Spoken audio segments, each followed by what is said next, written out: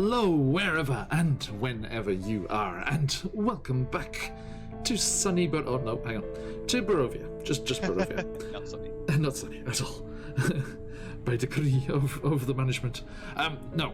Welcome back to misty Barovia, as we return to Ravenloft for tonight's Barovia and Beyond. A massive hi hello to my lovely players here and everyone who's joining us already. Over in chat there, Baron Dragonborn, Mooncloud, good to see you. Thank you for jumping in already. And okay, sorry, just checking up on Moonclouds there. They're up in Wisconsin, so north of some of the troubles. But segue. Speaking of the troubles, hey, Dutch Dungeons, welcome. Good to have you. As you can see here on our screen over to the side here, this week's streams are a little different. It's a bit special, as we are doing whatever we can to help out with all of the awful things that went down in Kentucky and the surrounding states at the weekend. Not least because we have cast members and viewers and friends there, and also because of everything that was done and all of the outpouring of support and aid from overseas when we had our natural disasters here 10 years ago in Fukushima, Japan, and just having the chance to do something in the opposite direction is a lovely thing. And we are gathering donations and funds to support the Kentucky division, the disaster relief division of the Kentucky Red Cross. So if you are at all able, please do give to this very good cause. And as you can see, we have had lots of people who have already been very kind and donated to our event here. We have $635 already. Thank you so much to everyone who has chipped in already. And if you are able to, it is not entirely a selfless deed, but there are some perks to be had on the opposite side of things as well. You, for every $5 donated, will get yourself a ticket in our prize draw for the week's event. And that is a fantastic draw with wonderful prizes to be had from our friends at CZRPG, the Arcane Library, Shard Tabletop, World Anvil, and Phoenix Dice. You can get your hands on CZRPG's amazing encounter bundles, lots and lots of best-selling DM's Guild products in there. And you can also there's only one chance at this, but it is a chance worth taking. If you're the winner of the Arcane Library's offering to our giveaway, you can receive their entire catalogue. The entire Arcane Library catalogue is being donated by those wonderful people there. And yes, indeed. World Anvil are giving away subscriptions to their fantastic service there. And our wonderful friend Kyle at Play Nerd Allies has been kind enough to donate 3 sets of Phoenix Dice of your choosing. And Michelle of said Phoenix Dice has been very kind to match that offer by accompanying those 3 sets of dice with a dice tray of your choosing as well. So 3 sets of dice with an accompanying dice tray. You can choose any design on the website, and they'll be sent off to you from our wonderful friends there in Taiwan. Now, as what else? I want to make sure I haven't missed anything. The last folks I haven't talked about are Shard Tabletop. They are not in the giveaway as such because everyone, regardless of whether you're drawn or not, everyone who donates $50 or more will get a 1-year Game Masters subscription to Shard Tabletop, just straight off the bat. And every donation that you give at this point is, in essence, double the donation, because those wonderful people at Shard Tabletop have also pledged to match every donation up to $1,000. Absolutely breathtaking generosity from everyone jumping in here. So if you are able, let me put the link in chat. Please do jump in there and give generously to this very worthy cause. And not only these amazing prizes and the good deeds that will be done with your donations, but also a chance to influence play. I have momentarily moved the various advantages and disadvantages that our players had. Don't worry, friends, they will be coming back after we finished our event here. But you are able to give advantage to our players, force disadvantage on me, trigger a wild magic surge. That's happened a couple of times already. Or, at the higher end of things, you can give healing potions, mana from heaven, if you will, to our players here. Or the top running one that we have here, the cream on the icing on the cake, if you will, is a chance to have your own NPC arrive and appear in the game. And anyone who's familiar with our channel and knows what we like to do here will know that NPC will stick around and pop up several more times in the future. And probably in multiple various multiverses. games.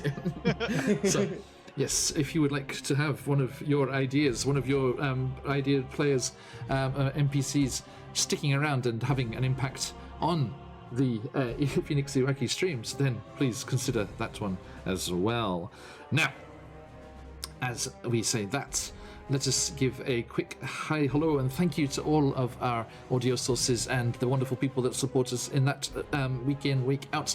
Head on over to the VODs on YouTube for the full list up of all of the sources of music that we use and the different people that we use, our artists and everything are all linked up there in any of the VODs, so jump in there and have a look at those if you would like to hear and get your hands on the wonderful audio and things that we have here. And speaking of that, let us get back into our story. Last time we were here in Barovia, our adventurers had arrived at the Wizard of Wine's winery, where they were hoping to meet up with the Martikov family, who they had met some members of back in the town of Velaki. But as they arrived here, they learnt that the reason the wine supply had dried up, had not been available for quite some time, is that evil druids from the nearby Yester Hill, Count von Zarevich worshipping druids, no less, had stormed in and taken over the place. And our adventurers vowed to drive them out and return the Martikov family to their home. And as they did so, they approached the building stealthily, but the vineyard rustled and moved ominously and rose up as vegetative monsters came charging out of the rain and the night, and they valiantly battled them off and managed to find their way inside, close down the angles and get the narrow spaces in their favor, and they were holding off the tide of the wave after wave of all of these monsters until they discovered one of those druids, a druid which had an interesting, ominous black staff, a Gulthias staff, no less. And when that was broken, not by Edgar, I gave it his best shot, but when that staff was broken, its wave of evil-looking energy burst out throughout the surrounding area, and all of the plant creatures that it had birthed, it had brought into this world, were destroyed. And our adventurers, having dispatched of another couple of druids that they found, along with the weird plant-like zombie things that were lurching around, and these strange vine-like infestations that had taken over local guardsmen and creatures from the forest, wolves and giant spiders and the like. They managed to fight and defend themselves against them, fighting them back, and as it stands, they are alone on the second floor of the winery, catching their breath. And that is where we shall jump in here. Now, let us speak to said players and get a quick hi hello from each of you. Please, who are you? Who are you playing? And where are they at? Edgar. Hello everyone. I'm Mason playing Edgar Phelan, the Spore Druid Mapak. And currently, he is intrigued onto why the Druids of Yesterhill are here, and curious if they are here. If there could be, there could be more. If they have more information about that little feed that he's needed. But other than that, no strong emotion he's feeling currently. He's quite pretty chill guy. Pretty chill guy. Yeah. Yes. Sometimes. Great. Now, he was also concerned that if there is a Gulthias staff, then there is probably a Gulthias tree somewhere. Yes. And vampiric trees are never a good idea.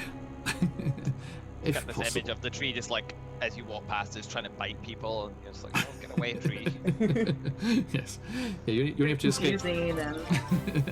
Oh, Thamior, thank you. Wow. Thank you so much, Thamior. Wow. A massive donation from our friend in the Netherlands there. Thank you so much. Okay. So, as you are catching your breath here, let us move along to Asara. Please. I am also catching my breath.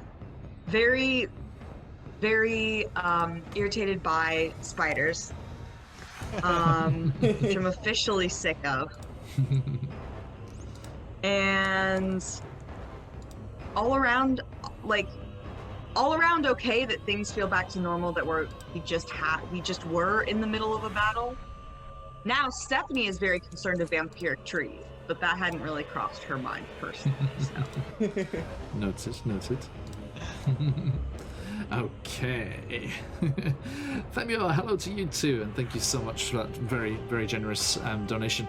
That will be heading to the people that need it very, very soon. Wow, indeed.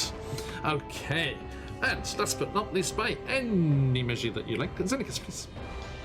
And Michael, I'm playing Xenicus, the Eladrin Blood Hunter, who's Order of the Lycan. He spent a long time scratching at things last week. This constant wave of things wanting to get in his face. Where is he at? Right? He's confused at the fact that there's so bloody many of these things. Like, what the hell was that? He's intrigued about like the threat that these druids are quite a bit bigger threat than he thought, but constantly still trying to deal with the fact that he is mortified and terrified for his friend who he also has caught lycanthropy, and he's determined to get them to safety and find a cure somehow. Indeed. Thank you. Right, okay, so let us return to the Wizard of Wines, my friends. Well, let me return you. I'm already there. Where are you at? There you are. 'Tis us. There you are. All the strange sightlines. I suppose you only see your own, don't you? Yeah, I guess I always see my own. Well, actually, I'm technically seeing Esmeralda's as well, because I used the token last week. But yeah. That's true. There we go, folks. So here they are. They were just exploring through the various bedrooms and up in the top layer of the winery here, the Martikov's home, making sure that there weren't any more druids lurking about the place, as they were popping out of cover and firing off spells at them last time. And that is where we are at. Xenicus. Managed to not burn the place down, which, to be honest, is very impressive for us. Yes. Yay! Yeah. Congratulations. We didn't leave somewhere worse than we found it for the first time ever. Yet. Small favors. Yet, yes, the operative word, I suppose. We are destructive. All right. I mean, I don't think anyone was going to be using the bone grinder windmill after. That was good riddance. Now, as you are here, let me bring things down a bit as we get back to our game. Oop. Okay. So, my friends, as you are moving around the space and peering, Esmeralda's looking at that strange printing press and the half-printed wine labels that were there before the family were forced to abandon and flee from the spot here. I can check them out, see if the druids were printing their own like stickers, like "Hey, I'm Fred the Druid" and stuff like that. Yeah. This is the best wine. Trust me, we haven't put anything in it. I am a friendly druid. You can trust me. Honest, Gov. Okay. So, what would you like to do?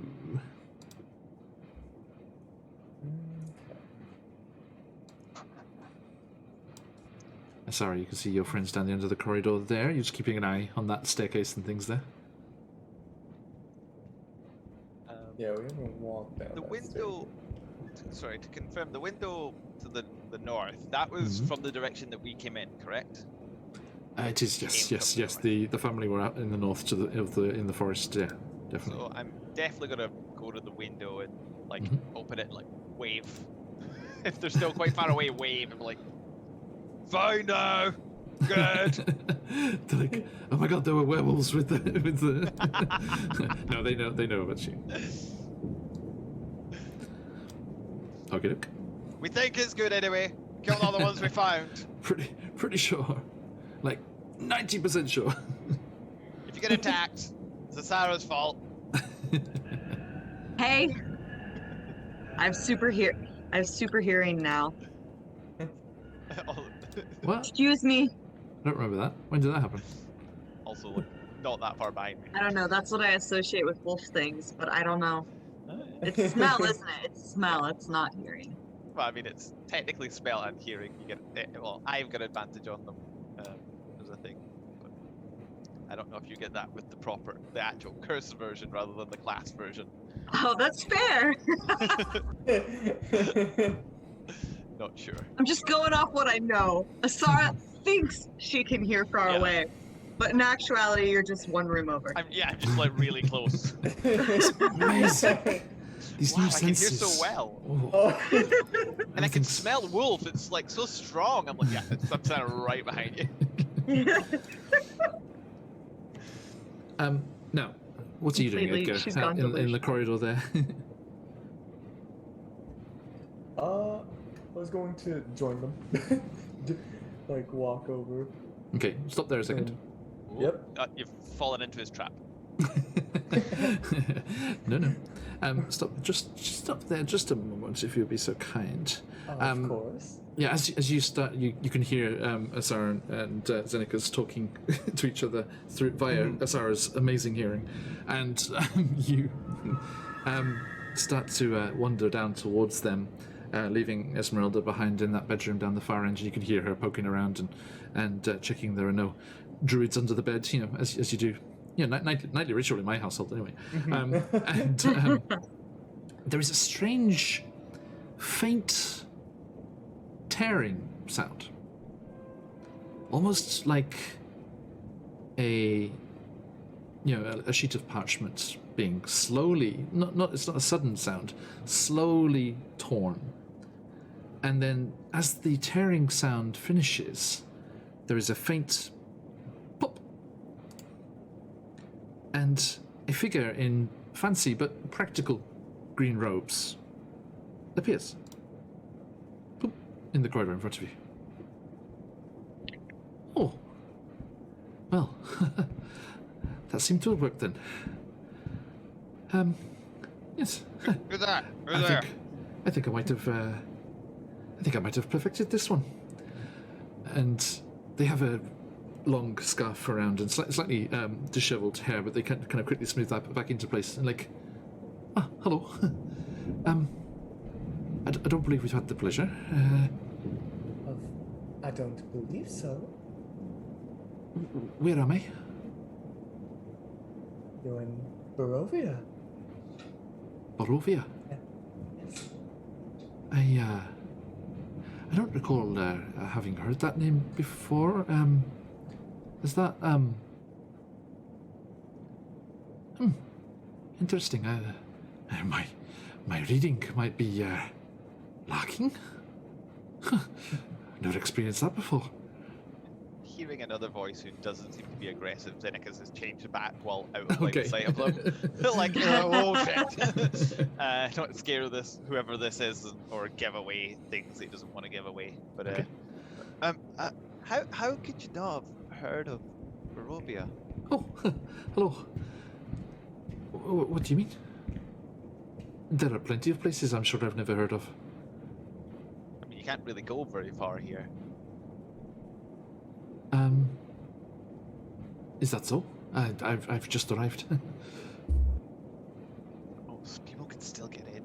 Well, I am very, very sorry. What do you mean? You're not getting back out. Oh.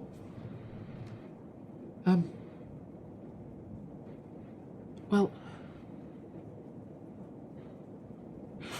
Barovia. Are we perchance anywhere close by to Chronicle or Lozea, Baradera?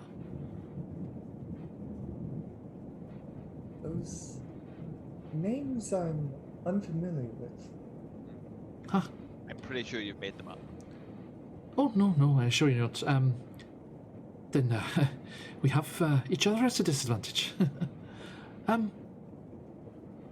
Well, hello. Hi.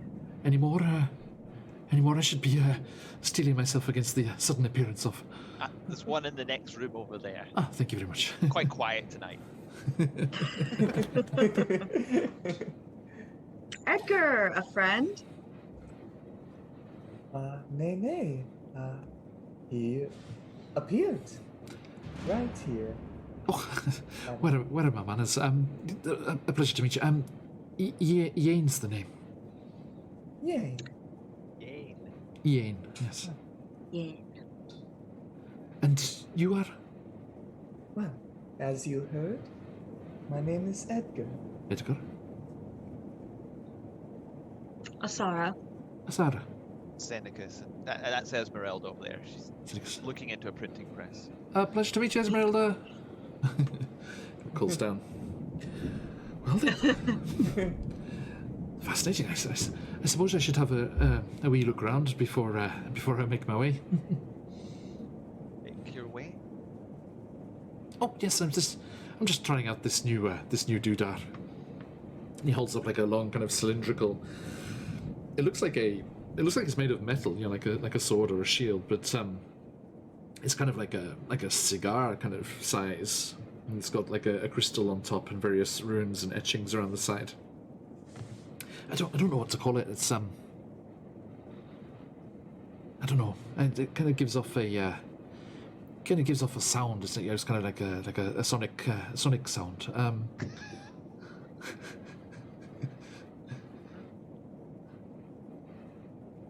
see. Well, have you got the time? Does it tell the time?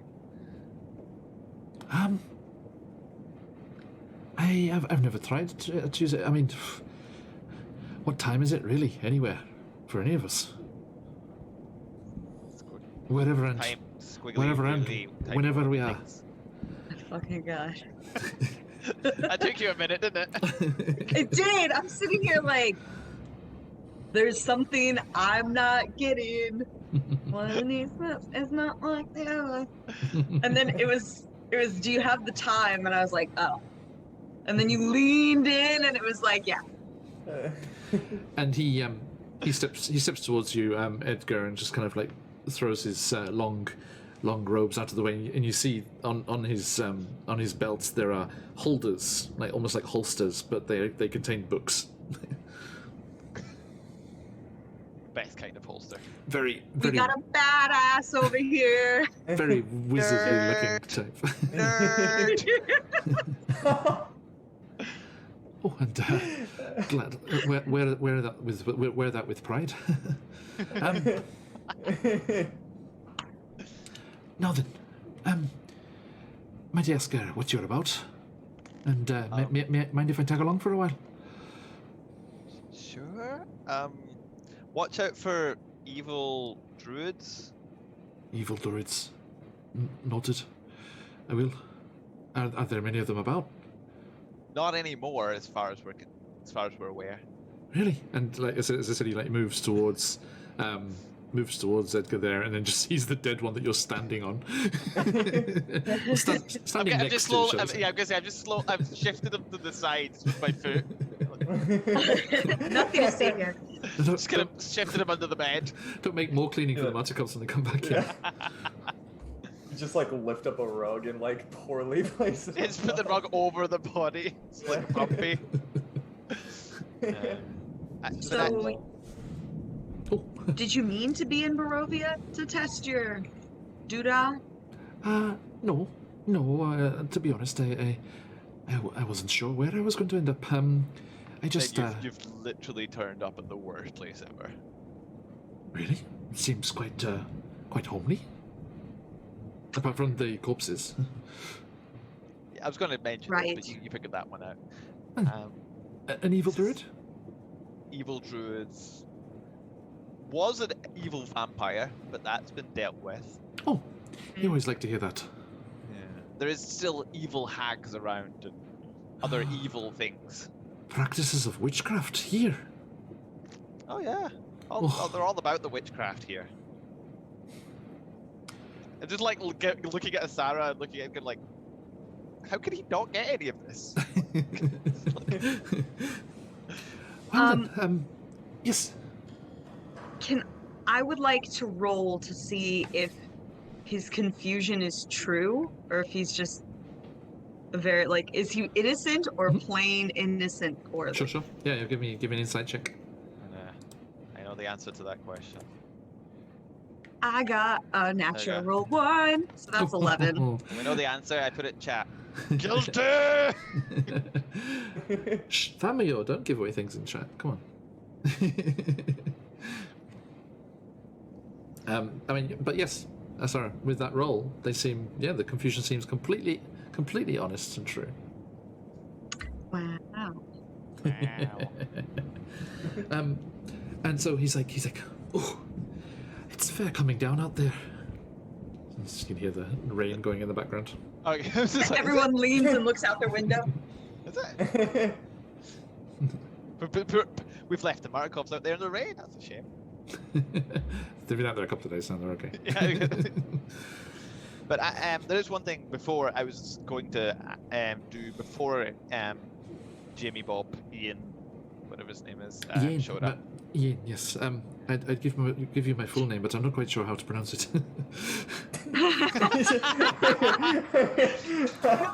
DM. That is a great response from any person. Just saying. It's Ian Mac and it's the last one I have problems. Is that Wraith? McIntyre. Is it Wraith with a DH? It's a DH. It's okay, Famio. How do I pronounce the last name? Is it Ruaith? Spell it phonetically. Ruid. Okay, thank you. Druid without the D, the first D. Okay, so yes. Druid. Ian Mac and Ruid. At your service. Really? I apologise for the lengthy name and the shocking accent. Yeah. It's a bit all Where over were the you- place. But where were you intending to go? Oh, wherever. I just wanted this little thingy to work here. Any of the domains would have been fine.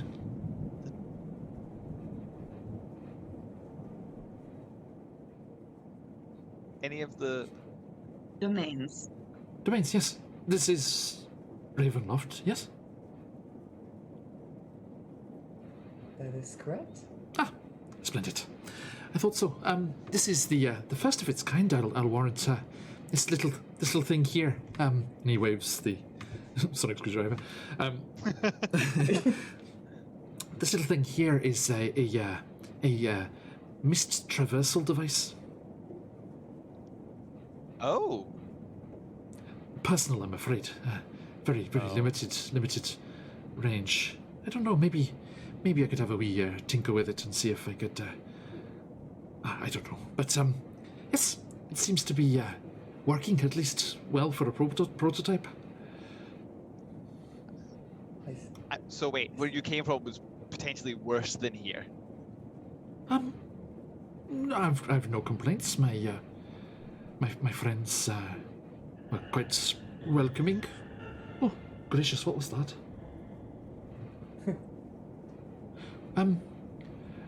You know, I've read. So I've read very little about the domains. I was just curious as to whether they were accessible.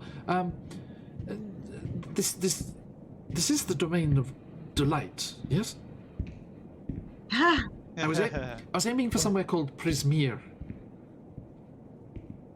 Well, You missed slightly, shall we say? you see, there is a misspelling with the last word. A misspelling, if you will. You are in the domains of dread currently. Oh, gracious. Yeah. That is a bothersome thing. Dreadfully delightful! No, I'm just dread. Sorry. Oh, Esmeralda, was it? Be careful. Smash. Class rake. Right then, well, how have you found yourselves here? Locals? Are you local?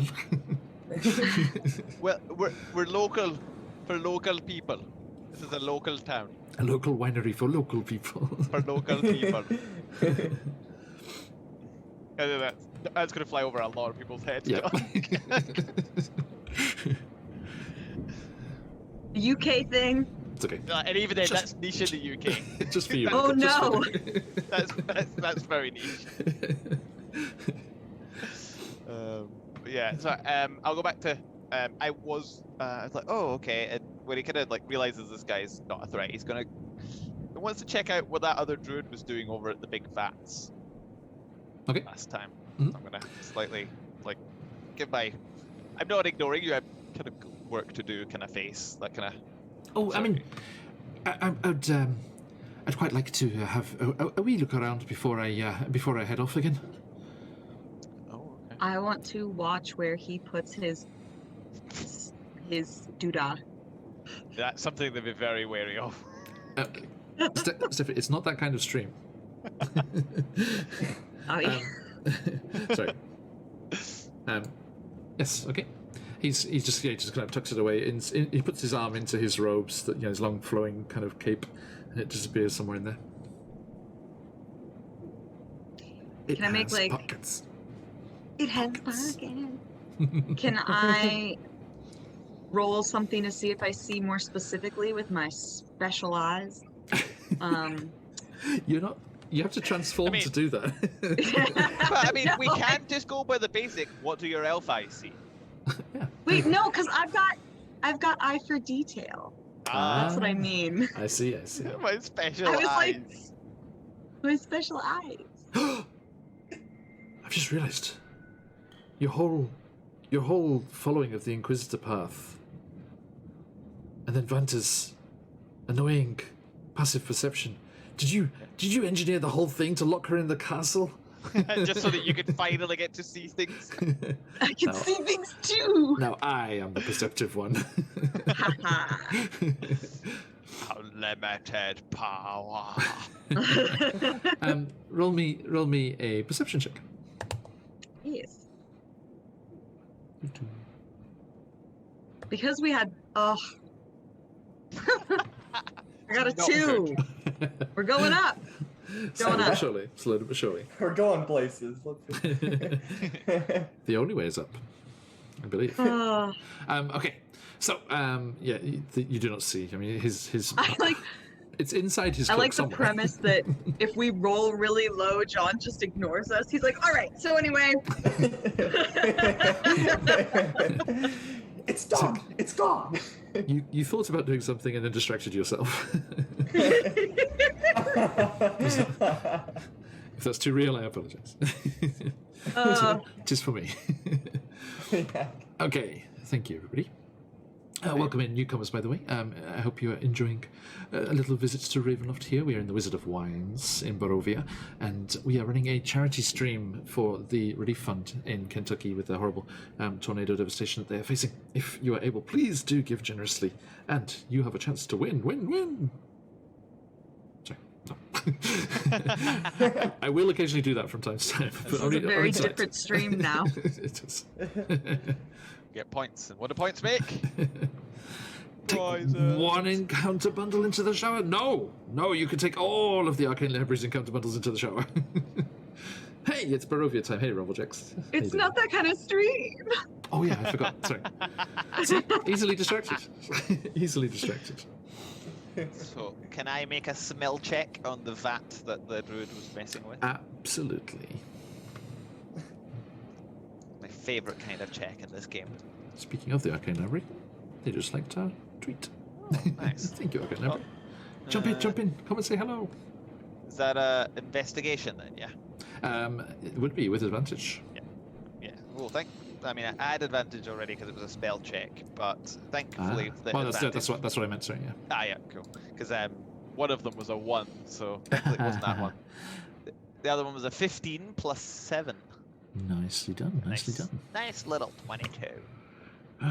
Okay, let's have a look here. Doing a good sniff. So yeah, they were messing with that one that you're standing right next to there. Sorry, everyone, if you can see him, he's peeking over the the progress bar for donations. He's the shocking spray of red hair there. Only for now. You can change that. Adana, welcome in. Hello, Raiders. Hey. We are continuing our stream for the charity efforts in Kentucky there. Hello, Raiders. Welcome in.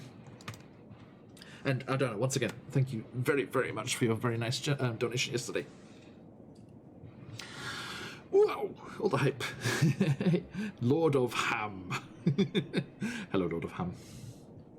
Okay. I mean, it doesn't sound that weird, we're the people who come from the place with Earls of Sandwich and the like. So the Earl of Sandwich and the Lord of Ham playing cards in the Beefsteak Club in London. Is the Earl of Sandwich a real thing? And that's a restaurant in Florida. Really? No, that's the guy who made sandwiches. That's why they're called sandwiches. It's a town southeast of London. What? You just blown our mind. I thought I had an interesting fact. What the shit? Yeah, the Earl of Sandwich. The Sandwich is southeast of London on the coast and near Canterbury and all around that area there. And he was a gambler who enjoyed eating. Thank you, Michael. Who enjoyed eating and gambling at the same time. So the people at the Beefsteak Club in London, where he likes to hang out with his posh pals, came up with the idea of putting the roast beef between two pieces of bread so that he could continue playing cards and enjoy his steak sandwich. And it caught on and became fashionable, and his name stuck with it. And then the American author and cooking expert first introduced it to America. She had a ham and mustard sandwich recipe in her cookbook, one of the first cookbooks published in America, and that's how it went over there. This is all in one of my students' textbooks, which is why I know. I was like, how the shit do you know that? Welcome to Phoenix Iwaki with all the sandwich facts. You're welcome, everybody. You're welcome. And welcome in, everybody. I hope everyone is having themselves a lovely, lovely day, wherever you are. The Count of Cheese. We do. Well, I mean, Rumblejacks, I'm sure there must be some titles with cheese names, because all of the cheese names are British areas. Cheddar, I do Wednesdale, count Stilton. cheese. I do count cheese. Does that count? I count myself lucky when I find cheese in Japan. Yeah, I order it online. Yeah. I order it. It's the only way. Good plan. Good plan. Do you order it from your meat guy? No, not from the meat guy. That's another one. I just ordered my turkeys from the meat guy. Nice. Coming Whee! soon. Turkeys. We did 2 this year. Ooh. Now this is a lifestyle channel. When you live in Japan, cheese sucks. Went from And you game need to show get your sausages from education. other places. This is what everyone Yes. came for. I bet Ardana just before raiding was like, guys, they're going to be talking about food. It's going to be great. all of the sandwich facts. You're gonna love it. Yeah, it's just like it's a history lesson wrapped in a D&D bundle. Okay. So, Yeah. So what do I learn from my smell check on the wine? see, Not much more- Oh yeah, drifting that's too what far we were away. doing. Not Much more drifting too far serious. away from the cheese talk. What do I smell when I sniff the wine? Yes, you discover which cheese this would pair with perfectly. Which is John, lay it on us. John knows things. So yes, with that enhanced smellability of yours, you do detect blackberry, a hint of myconid on a dew-drenched morning, and then right in the back, just the faintest of notes of poison. You'll have to smell a poison in the morning. Yes, indeed. Yes, thank you, thank you, Thamio. Our newcomer, this new Caleb Widowgast-looking fellow, is a new arrival. They appeared out of nowhere in the middle of the corridor here in the Wizard of Wines, and apparently have a device for teleporting through the mists of Ravenloft. Although they were hoping to go through different mists. Charlie, you'll be interested. They were hoping to go through the mists into Prismere, a name you may recognize, and maybe thinking about in about 12 hours. No, less. 11 hours. 11 hours. 11 hours. Okay. Sorry, my brain wrong into the day. You're just woken up brain is faster than my worked all day brain. Congratulations. Okay, so yes, this fella here has appeared out of nowhere and apparently teleported through the mists. Not something that happens too often. Okay, now, yes, so you do detect something rather unpleasant and nasty. By the way, this whole area looks very strange, like the whole walkway where you're stood and then down on below you around the vats is just twigs and Yeah. vine. I was gonna and ask, like, do they little dried vanish or are they leaves. just- Nope, they just No, fell but to there's- pieces. Yeah. It's going to be a pain in the ass to clean this all up. Yeah, it's like someone got all of like the autumn, like all the leaves that fell on twigs. They've raked it all up and then shoved it in the house. Yes, indeed. But actually, one thing I forgot, I moved them out of the way whilst we were trying to deal with all those tokens last time. The dozens and dozens of ravens up in the rafters of this room do kind of shuffle on their perches and preening their feathers and mutter to themselves as you come into the space. But they do not attack you or anything like that. Say hello, just in case. We've met enough weird ravens in this area to just like this is the polite thing to do. Is just The say Martikovs are right outside. hello, raven. Yes. One of them winks. Like an Ardhamen cat. No. It's okay, there's no alleys here. Yeah, that's fine. Okay. Speaking of references just for Michael. Okay, so you discover that. What would you like to do? You remember the Martikovs did tell you there is a basement as well. And you remember the slope that you came up to climb up? Yeah. You remember it did go down as well. I saw him break the staff, didn't I? Yes. I kind of want to double check that because he made mention of like when he said to Esmeralda about that staff causing trouble. I kind of want to look at it, and I want to use my new thingy, Bob, which is called Grim Psychometry. Okay. So Say that I again? want to make a Grim Psychometry, which is so I'm going to try and Recall information about the darker past surrounding an object that I touch. Interesting. What? That's so cool! Yeah, so I'm gonna try and make a... Is that a blood hunter thing? Yeah, it's the thing I got for being level 9. Nice. So it's like using the kind of powers of the blood magic and stuff that goes with the blood hunter to try and dark So- history. That's quite loud, everyone. I apologise. But Ham, Lord of Ham, I assume, to give him his full title. Thank you so much for the donation, my new friend, and welcome in. It's a pleasure to have you here. Also, I noticed the follow before. Thank you very much. We will give you a followers Discord invitation later on. Do check your Twitch whispers when we are offline later. Let me see if there's any extra things on that. Nope. Just a generous donation. Thank you very much. Look at that. Can we get to 800? Can we get to $800? So close. Thank you, everybody. Okay. Oh, yes, we can. Sorry. Ham got us over $800. It just hadn't updated yet. Excellent, thank you. My lord, we thank you. We thank you kindly.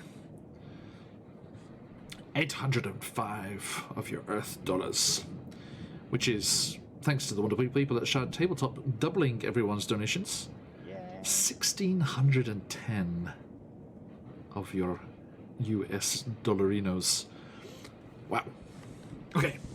So, you kneel down by the staff, this strange, almost porous, spongy kind of wood that it's made of, and close your eyes. How does this work? How do you think this works? I make a history check. Okay, please. Not as... Actually, no. History. Hey, Dead Poets. Been a while. Not the best, because I rolled it with advantage, but I rolled a 9 and a 10, but it's +3, so it's a 13. 13. Okay. You. How do you see this happening? Is it visions, like glimpses? Yeah, of I think things it's that like happened? as I touch it, it's just kind of like it's very suddenly just images just kind of start sparkling. So like Yeah. obviously the higher roll they're a bit clearer, but the lower the roll it's kind of just maybe like a flash something that's kind of hard to make sense of. Yeah, I'd say you get flashes of those wild druids, and this one in particular that you killed with the staff, atop a rain-lashed, wind-swept hill.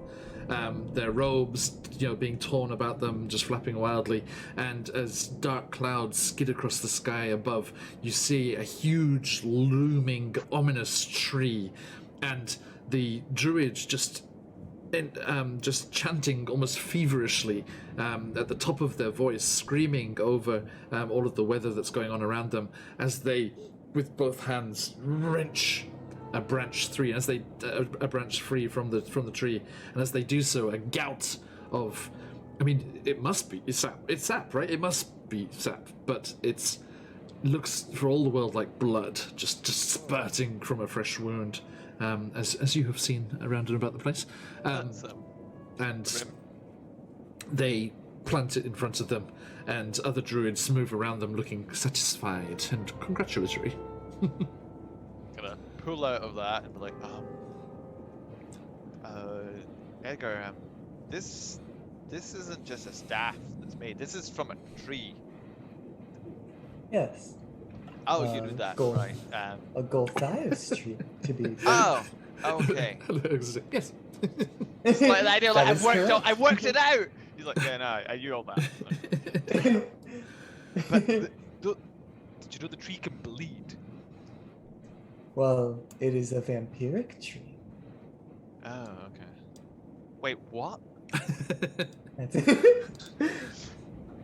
Yes, the Golthias tree, the Druids of Yesterhill, that's where they received this staff from, this tree of vampirism now.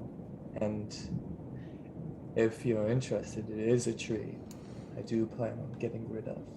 Oh, yeah, you seem to be already ahead of me, but I was gonna say it feels like we shouldn't leave that thing around.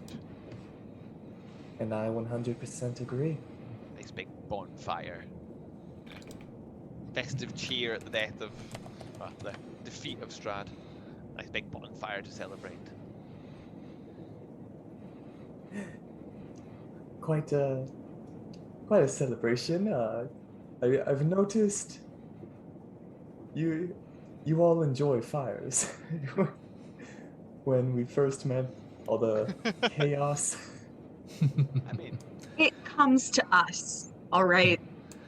By the way, Yane perks up at that. He's like, oh, yes, you can't beat a good firebolt. oh, a connoisseur, I see. Indeed. I've yet to try, so maybe if I ever tried, I would be interested. But Do you think there's any chance that any of the vats aren't spoiled? I could do with a quick drink, having ended up not where I intended. I'll have a sniff, and I'll go round and compare notes from the poisoned vats to the others. Unfortunately, the others seem to be empty. Well, they're definitely not poisoned. Well, that's good news, I suppose. There's nothing in them, though. That's You giveth and you taketh away. Right. don't know how true that is. Well then. We Are should we, check out that basement that was mentioned. Right. Do you know where to go? Down, I suppose. And he kind of looks over the edge down by the vat. I mean, there's a staircase there, though. Yes. Oh, Dippo, thank you. Okay. Well, shall we? If we're after you, I'm the visitor. So, shall we head downstairs? Those two are just lurking up there in that corridor. There's Yeah. there's Nobody's something going on up there. I'm not sure what. to the stairs. Esmeralda's coming. I'm She knows what's up. Oh my god. Okay. Yeah, they went through that door there. But there is the stairs down that way as well. Oh. Who is the Hulk over here? Or is this not meant for me to see? Where are you looking? The Hulk? Who are you looking at? I'm pinging. Oh, We there. are- Oh, It's that on the was, right hand side. That was the vine. That's the creature that has the vines through it. I was just using them for the stat block. For the other creatures. Okay. And using other tokens. Sorry. Dead and gone. Boy. Today's a crossover episode. Got Doctor Who and Marvel. Oh, A right. holiday special. Now, Sarah, are you going down that staircase alone, or are you going with the others?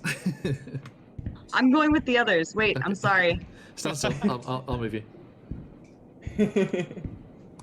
Oh, There you go. Hi, everybody.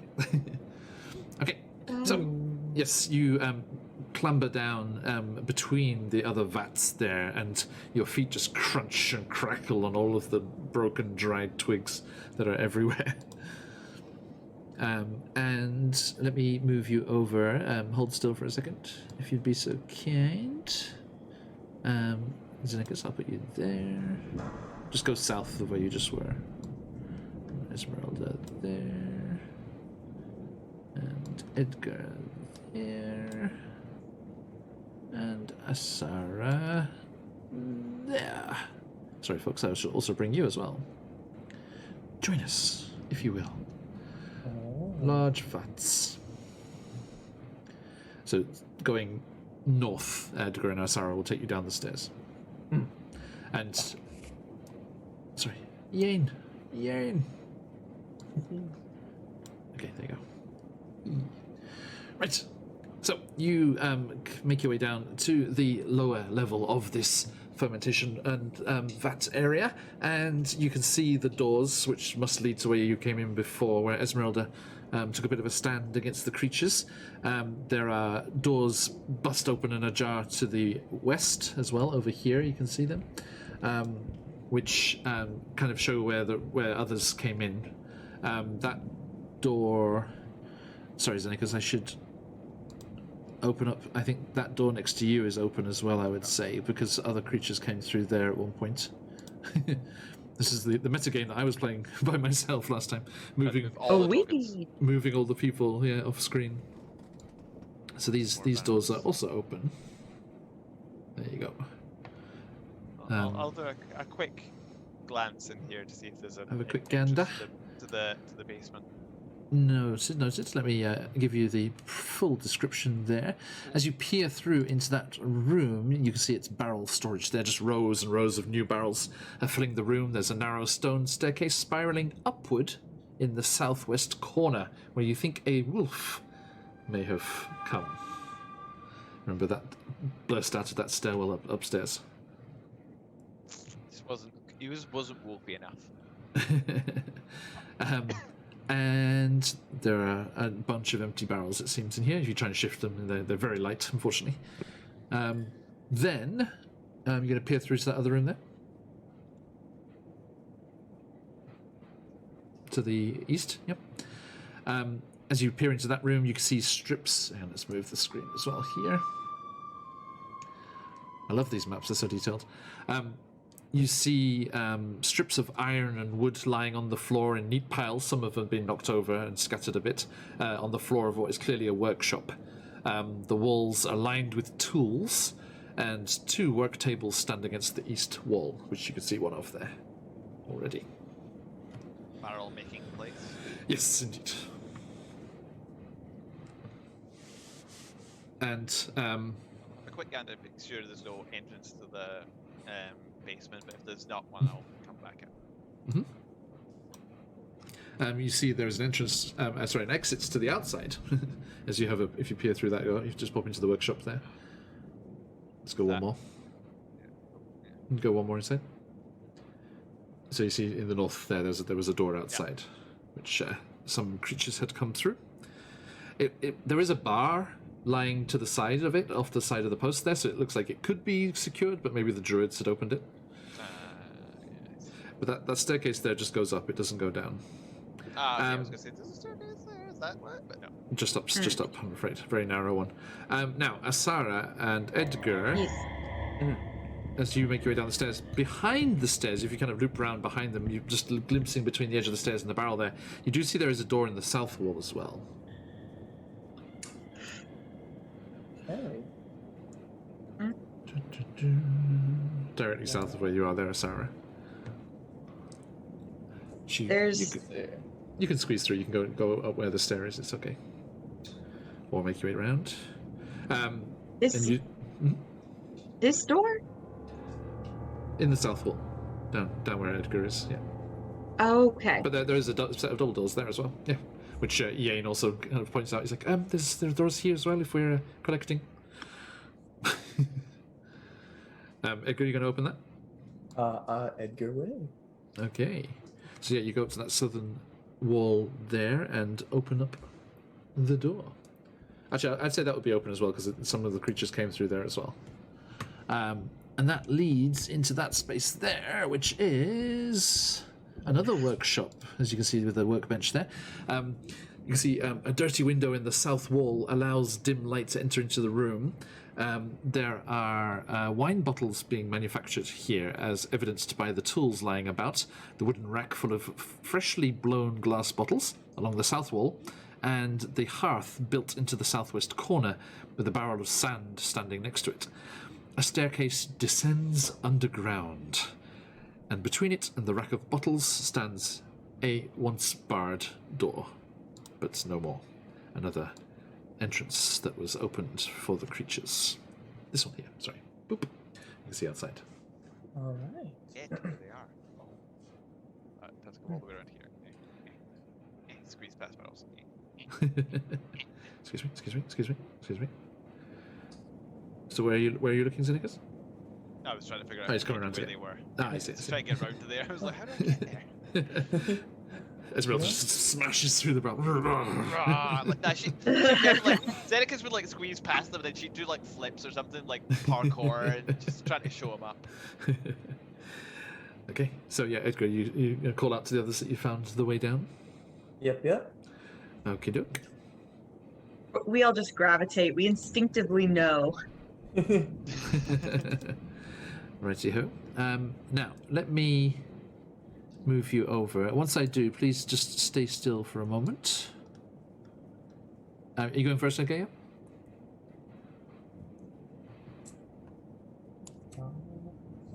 Go first. Yeah. Okay. Who's after Edgar? Sarah. Sarah's next. Yeah. Okay. And then? Then Seneca's and Esmeralda were bringing up the rear. Okay. Realised that they were wandering off. Like, "Ooh." Catch. I don't know what I've done. Don't move yourself. It's okay. Stay still. I'll move you to where you need to be. Okay. Let me double check that Sarah this is. has lost the ability to walk. She wants to know if it's lycanthropy. It always is. If One of anything the side goes wrong, effects, it's apparently. blame. There you are. That is where you are. And I'm going to bring Ian with you, but Esmeralda is with you as well, okay? So, let us bring our friends here as well. Boop. It's not a great view, everyone, sorry. It's just a tiny little corridor, just the stairs down, and Edgar, there is a door closing off the bottom of that area there. Okay. Yes. Before I open the door, can I put up my ear against it, see if I can hear anything behind the door? Yep, so you can do the, just do a perception check. Yep. Okie doke. That'll be 25. Okay. Nice. Respectable number. Yes, indeed. And it definitely beats my natural 1. You hear shuffling and a clink of glass and something heavy falling and a urgent whispered conversation, but not in a language that you can recognize, or maybe you just can't hear it. I see. Try to whisper everyone. There's others. Dominicus gets his sword and shield out as best he can in this very tight corridor. Yes. All right. I don't know if it's just me, but you're quiet for me, Michael. Oh, probably I need to eat my microphone occasionally in order for it to be heard. Sorry. I hope it tastes okay, at least. Delicious. It's microphone. actually not. Like I've licked it a few times by accident because I had to be really close, and it's really not. Okay. The texture of the tongue is horrible. It tastes like your own concentrated hot breath from just it being in your mouth.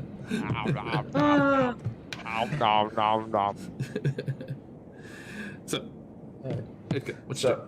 So, in this room, do I see any ants?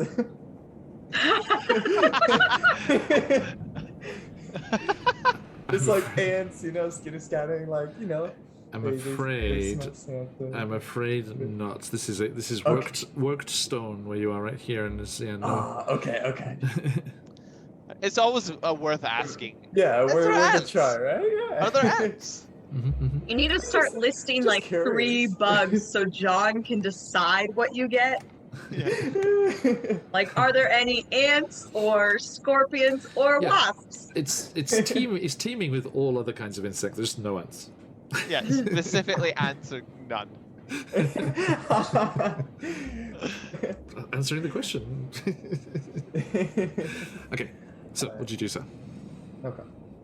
So Your little campestry friend Sporlax is just whispers. So, are we going in there, boss? We're gonna fuck him up. Come on, let's get him. Come on.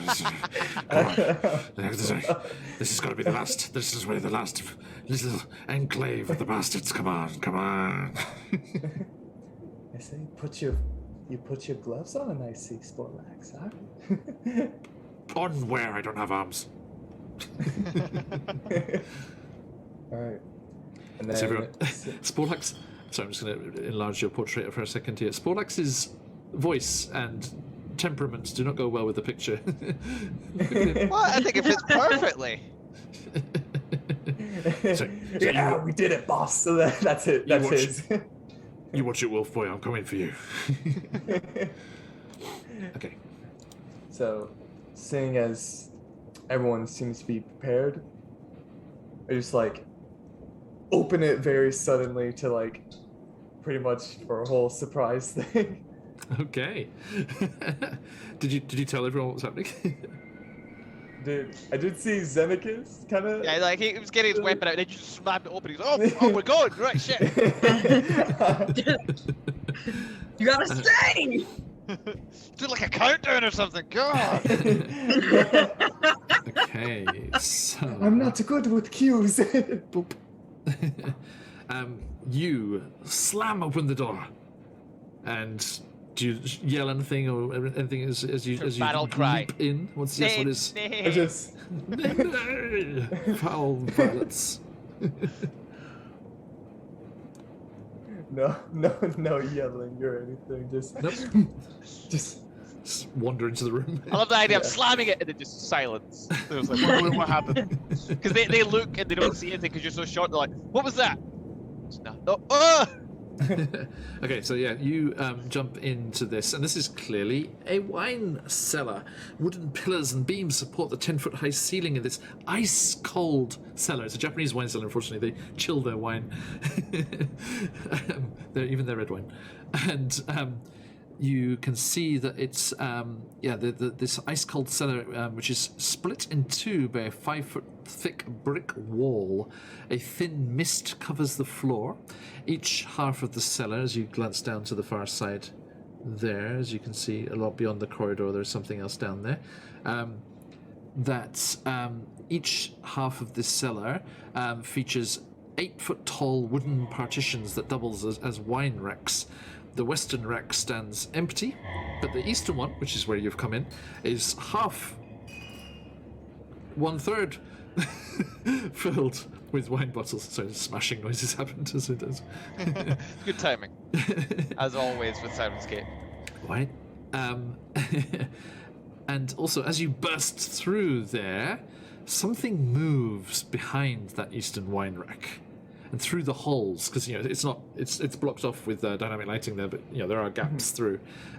Through the holes, you glimpse a half-dozen humanoid figures. One with a full rack of antlers on their head, and you hear the gravelly voice muttering the words of a spell. Now, let's have a look here. Edgar, would you be so good as to give me a Constitution saving throw? So as you bust through the door and kind of peer around, there's just a... You do have, like, how long does your ability last for? Because you gave us something that Bear's Endurance would give us advantage on con saves. Is that still up or not? yeah, that's but not. I didn't give it to me. Okay. It's you and Esmeralda, but I see. that it lasts for So up to an hour. selfless. With Okay, which, cool. So yeah. me and Esmeralda still have it. Excellent. Okay, so Constitution saving throw, please, Edgar. Yes. Boom. There's a massive kaboom. That's a 7. Oh dear. Oh no. That's a lot. That was the sound. Okay, as there's a kaboom. There was a sound. That was a sound. That was a sound.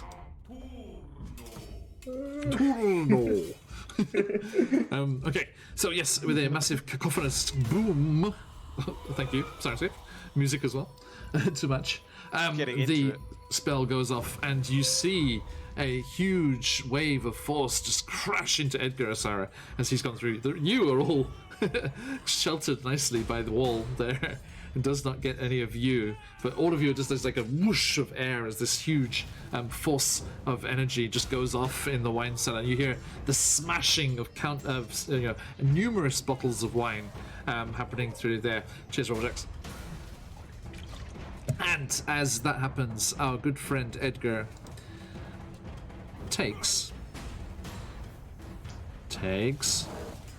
Da, da, da, da. Okay, no, it's not hideous, don't worry. Right. Edgar, you take 9 thunder damage and are slammed against the wall. So Edgar just like goes, ha! Like opens the door and like steps through and then just immediately goes flying back. Tadaima. Okay. Oh, Edgar. Sportlax is like, wasn't expecting that. And yes, to the back of you, you hear Iane starting also to mutter the words of a spell as they cast mage armor on themselves. Okay. Alright. So, what would you like to do? As those bottles get smashed there, and Edgar, as you kind of shake your head, and Sporlax on top is like, you see now through the more open view that you have, as the wine bottles and everything have been destroyed in many a place. This. Go! And my friends, let us have some initiative, please. My God. Let me get you in the turn order. I literally, you will not believe this. I just rolled a 3. 1, 2, 3. 3. Next 4, going for 4 next. It's a magic number, last I heard. For those that can't count, it goes 1, 2, 3. Okay. I have +5, so I got an 8, but still, I'm. Type that in there. Dun, dun, dun, dun, dun, dun, dun, dun, dun, dun. These creatures Worst are rogue on the planet over similarly here. plant-looking, Edgar, to the ones up above, but those were tiny little things. These are full kind of human-sized creatures.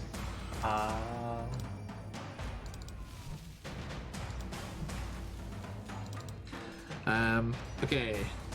So, let me grab some. Thamio, I don't have a character sheet for Iane. What's his dex like? What's his initiative like?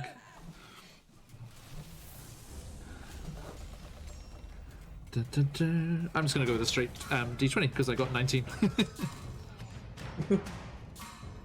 He's a fast wizard. Boom. Okay, right. So, descending. Edgar, you are fully aware of what's going on, as it's just blast you through there. Just before we dive into this proper, Thamio got a natural 20, even better. I'll leave them where they are. Nice. Yes, Baron Dragonborn Asara is saying, just keep it going. You'll get to that 20th roll and it'll be a natural 20. Guaranteed. If you somehow manage to get like in sequence, that would be just bizarre. You win D&D if that happens. Yeah. Yes. Okay. So, yes, Edgar, you. I'm gonna leave Iane just behind you there, on that shared initiative. As he's at the back of the group. So yeah, you see what you see. The others do not. Right? Sorry, you can't see yet, can you? No. After being all blasted back and be like, all right, back in, like, back through the door. And like Sporlax is like, yeah, that's right. You just pick yourself up and you get right back in there. Come on. And so, right about here, Yes. right, centered at that point, so to catch up people in a 10-foot radius, Yes. I'm gonna cast Confusion. Okay. So each creature in a 10-foot radius sphere, set the point, like right at that point. Yep. I must make a Wisdom saving throw. Wisdom saving throw. DC. DC is 17. 7. Oof. Okay, I'll start with the druid. Natural 1. Ha ha. Okay. What should we use? Confusion. Where's that cool like spirally one? Where are you? I can't. Oh, sorry, I'm looking for the wrong.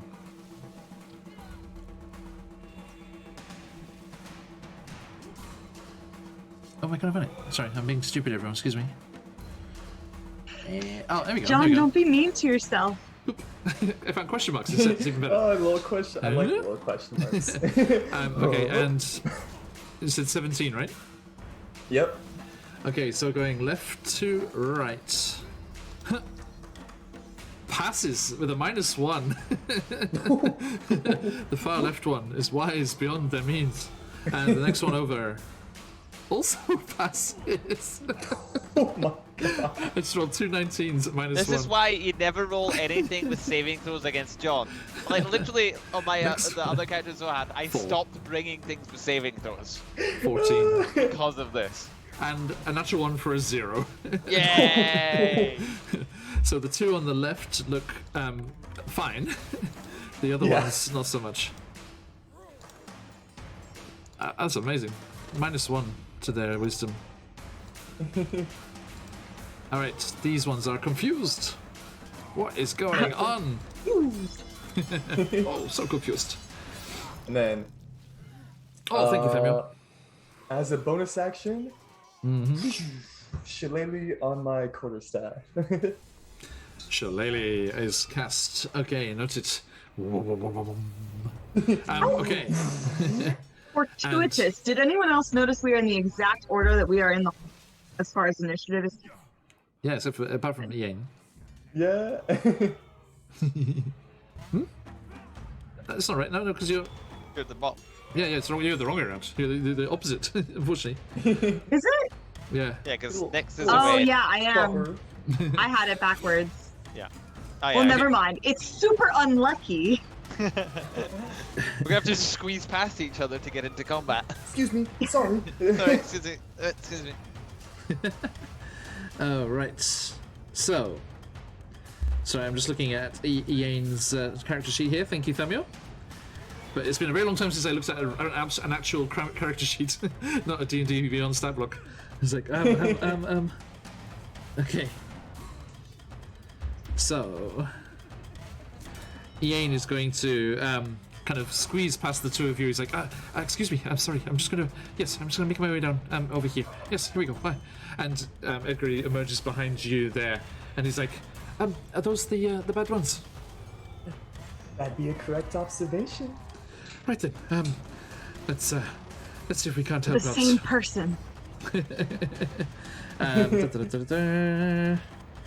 Okay, so yep, he turns to one of the ones that is not confused, because that's the one I rolled at before there, and he just starts to mutter the words of a spell, and is going to cast Firebolt.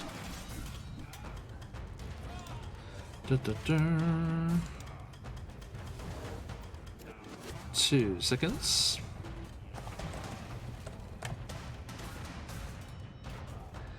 Okay. So yes, he reaches out. Much as he is on his token, he just like reaches out there and just this.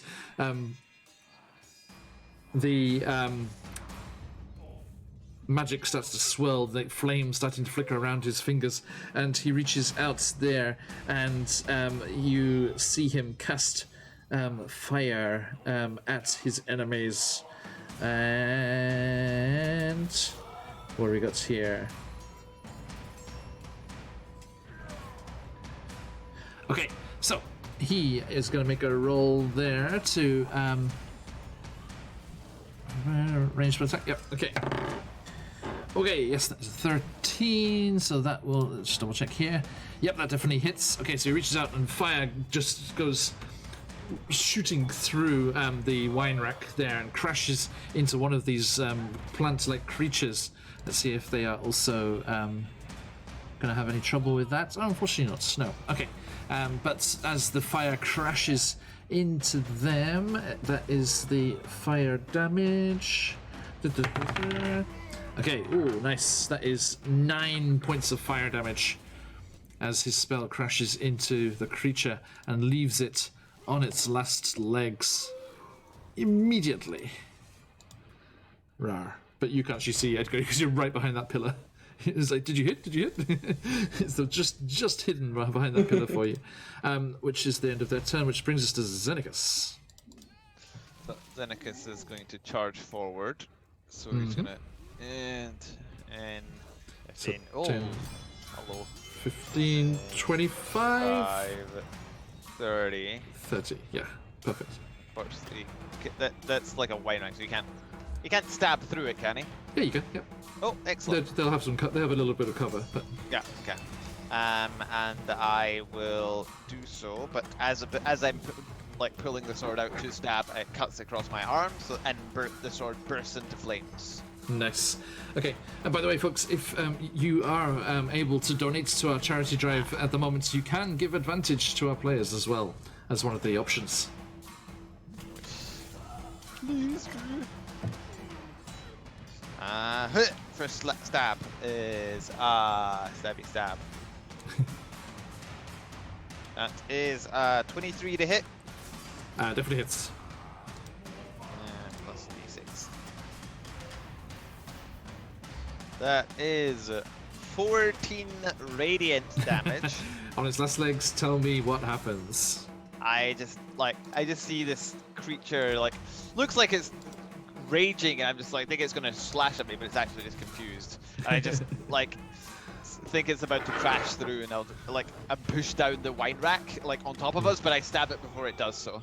Excellent, excellent. Okay, yes, and you do see certain little precious wine bottles on these shelves. I make sure I do not smash anything. Note it. Okay, so tell me about confusion, Edgar. So, at the start of their turn with confusion, they're gonna roll a d10. Mm-hmm. And depending on what they roll, 4. that'll be the effect. How'd we go? Okay. What was the roll? 4. 4? Okay. The creature does not move or take actions this turn. Okay, so yeah, you just it's that John Travolta meme that's like, what is this place? It does not know what is going on. Okay, and yes, despite their vicious magical attack on you, Edgar, as you first entered, they have been affected by your spell and do not take any further action at this moment. But they're needly friends. Let me first do the ones that are confused.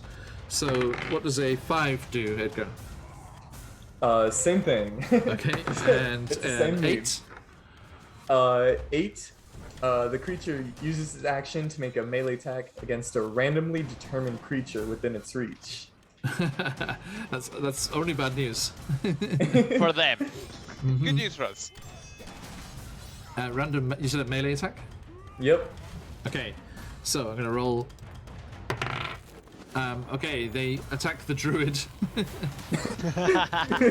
gonna be so pissed. I summoned you fuckers, and you've been useless. It's only a 12 though. What's their AC? Yeah, not enough.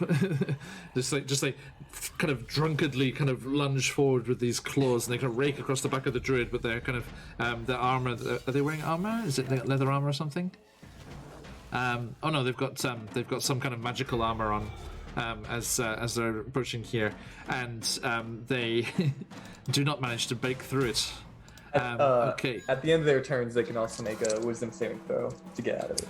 Okay, and it was a 17, you said? Correct. Okay, so left one fails, right one fails. Okay. Almost got a natural 20 on the off roll, but no. Okay, the two that are not confused are going to come round the edge of the wine rack. They're not seemingly willing just to push through it. And they come round to you, Edgar, and they're going to both attack. Let's see. Just a moment, please. Actually, you know what? No, sorry, excuse me. They are going to stay back where they are. Recon that, sorry. And they're actually going to stay where they are, and they both kind of do a little twirl on the spot. And you think, oh, that's nice. But then as they do, just it's fine. Needles just go flying out from their bodies towards you. That's not fun. So the first one, are the worst. only an 11. Yeah. And the second one, ooh, dirty 20. That's 10 piercing damage. Okay. Oh, that's kind of cute. Ah! Just pin cushioned. Ow! Okay. And that's the end of their turn. Sorry, Belle. All right. I am going to sneak up in here. Can I just, what kind of rogue is at the bottom of the turn order? I rolled a 3. It's okay. I'm upset. Don't worry. Next will be a 4. All right. I'm gonna peek in here, and I'm going to come to this corner and throw a dagger at this guy. Okay, go for it.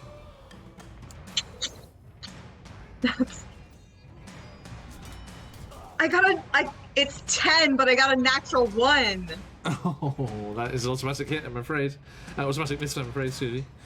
No, yeah. Not your night.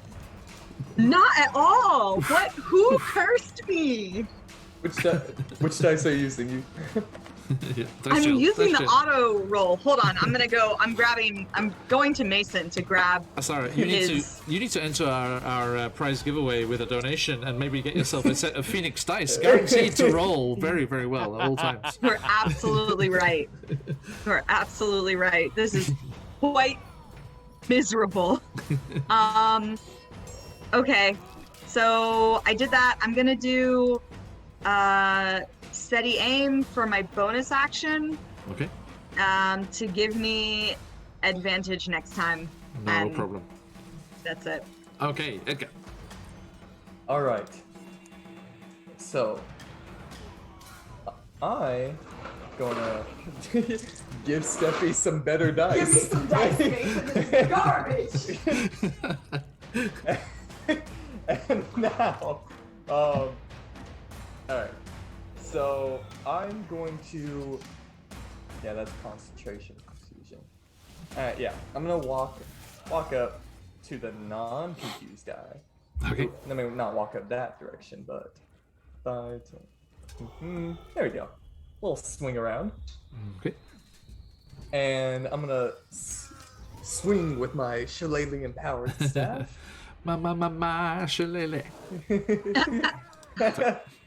Go for it. Alright, and that's going to be 14 to hit. That definitely hits. Perfect. Okay. And okay, that's gonna be that's 15. Steph's so disgusted with her dice, she's left the Your building. doggo wants to go I with was like, her. Oh, didn't mean to click that. Sorry, say doggo's again, Williamson. I got distracted by your dog. That was 15. 15 damage. Yep. Okay, you just swing the shillelagh over. Its power just like sparking through the air as you swing it round. You know, tendrils of druidic magic coming off it, and just slams into the creature, just plowing through its joint, neck shoulder joint, into its torso. And then the bright light of the shillelagh goes brighter and brighter, and the entire creature falls down in a tumble of weeds and vines, dead. So is it no longer in a humanoid shape? Mm-hmm. Okay. I mean, Okay. I mean, it's not. Humanoid is a creature type, not a shape. Okay. Fair. It was always in a humanoid shape, but it was never a humanoid. Yes. Okay, anything else? You were done? No. Yeah, no more. That would be it. Okay. Our new friend here, Ian. Another fantastic firebolt with a 19 there. Only a 1 on the damage, unfortunately. But that, with the bonuses there, that takes off a chunk. So you see, as you're looking forward towards the druid and the other confused people over there, you do see a gout of fire just come bursting through the wine rack and barraging into the creature in front of you, between you and the druid there, which makes it again looking very worse for wear as the flames flick up around it and send it well on its way to being undone. Xenicus. So Xenicus is going to keep moving around and try and get in the face of this druid. Okay. And stabby. Go for it. That is 17 to hit. Hits. That is 16 radiant and 6 fire damage. Nice. Okay. Oh, thank you, Themio. So roll another extra. That's an extra 5 damage. Thank you, Themio. Nice. They have elemental adepts, so natural ones become 2s. That's cool. Ah, very useful. Yeah. It's still up, but looking very, very bad.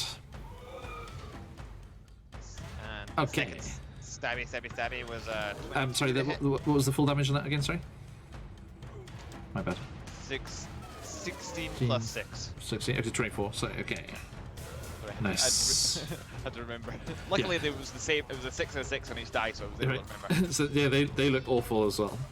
That's well. Then if the 22 to hits, then Yep. he's shish kebabbed because that's like 17 damage. Coming Okay, yeah, you just spin and dance your way around the wine rack there, and just lunge forward with your magically imbued sword and cut them down. The massive antlers clattering to the floor. Boosh. Okay, you see, just before they pass away, a moment of clarity in their eyes as the confusion wears off. Okay. Now they're humanoid, right?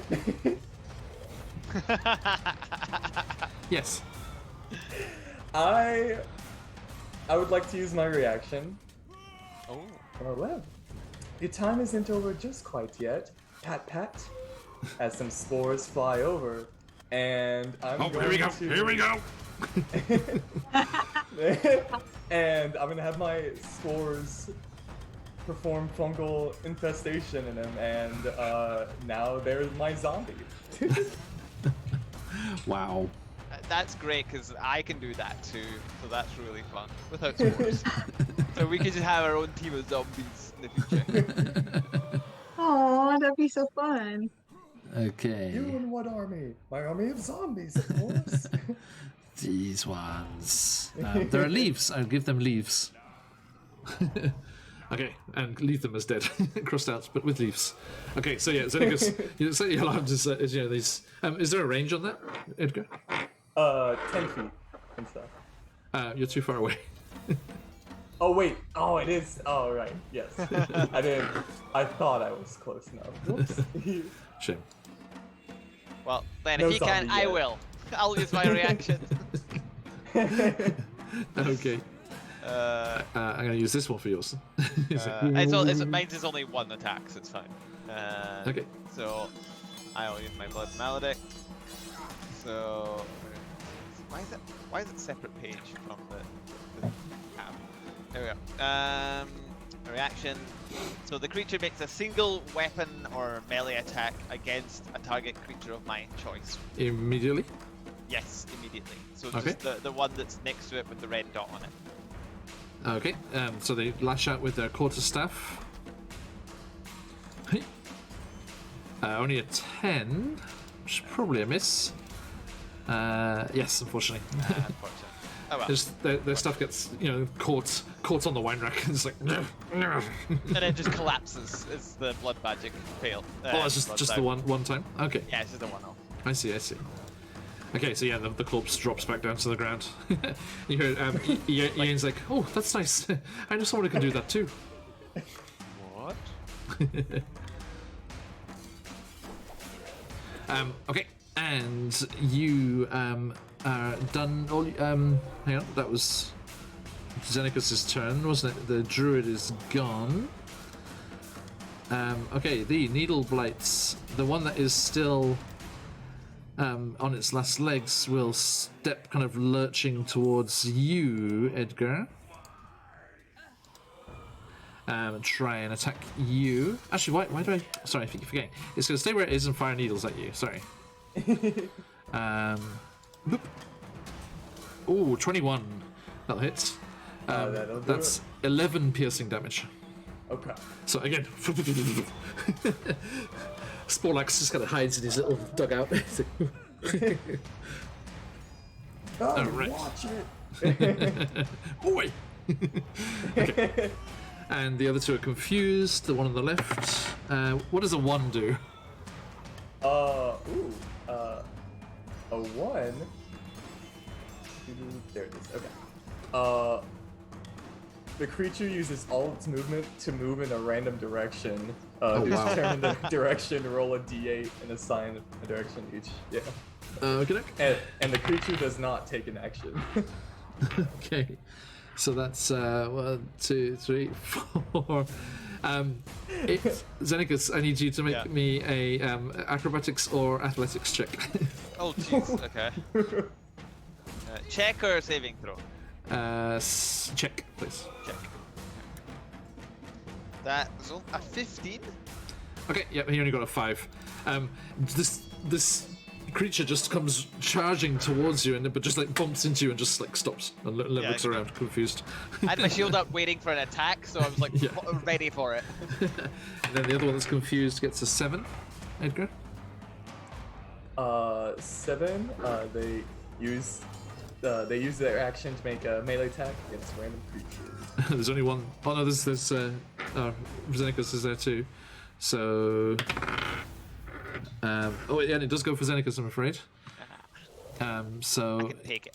rakes at you with its claws. Yeah, I don't see this hurting you. Natural 1. Definitely not gonna hit me with a nat 1. Rawr.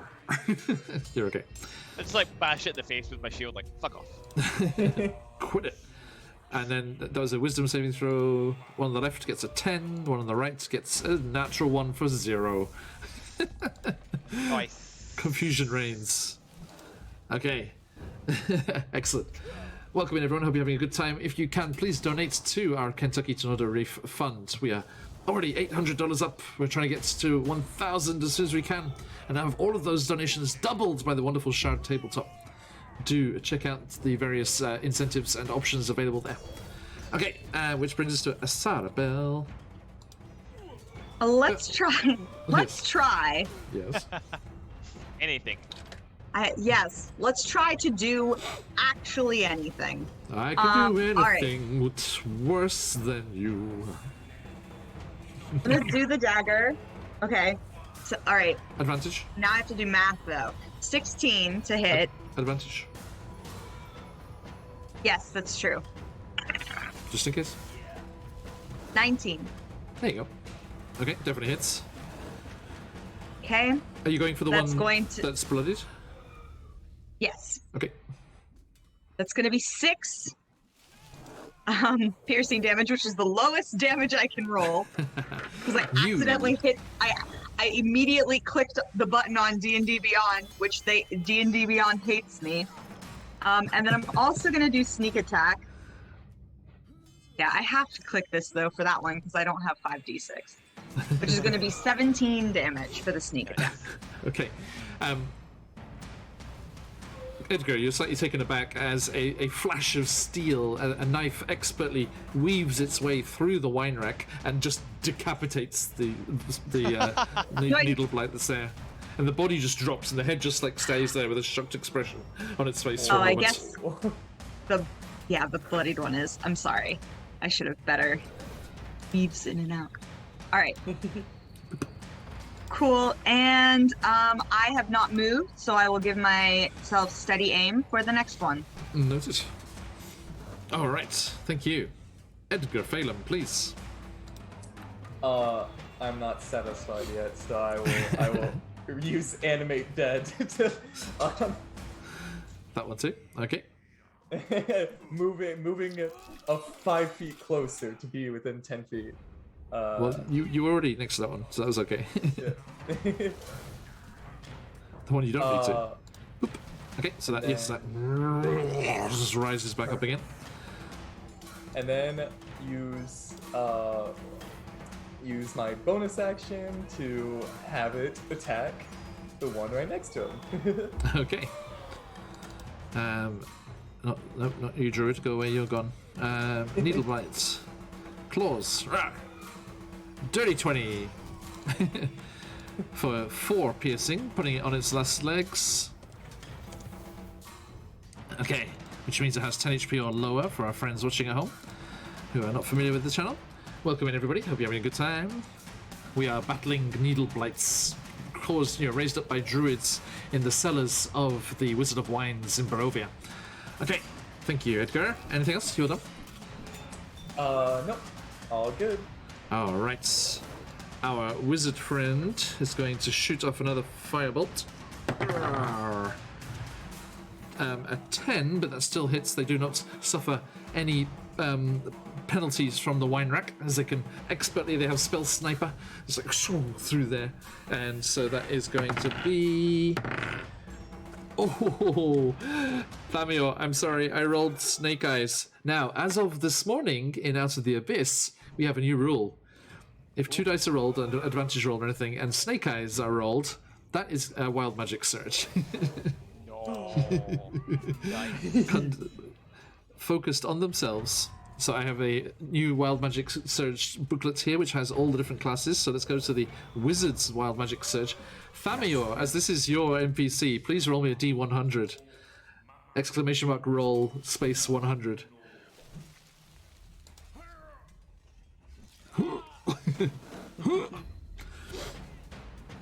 The firebolt does go off. 4 damage, thank you. And Famior, roll me a D100 like this.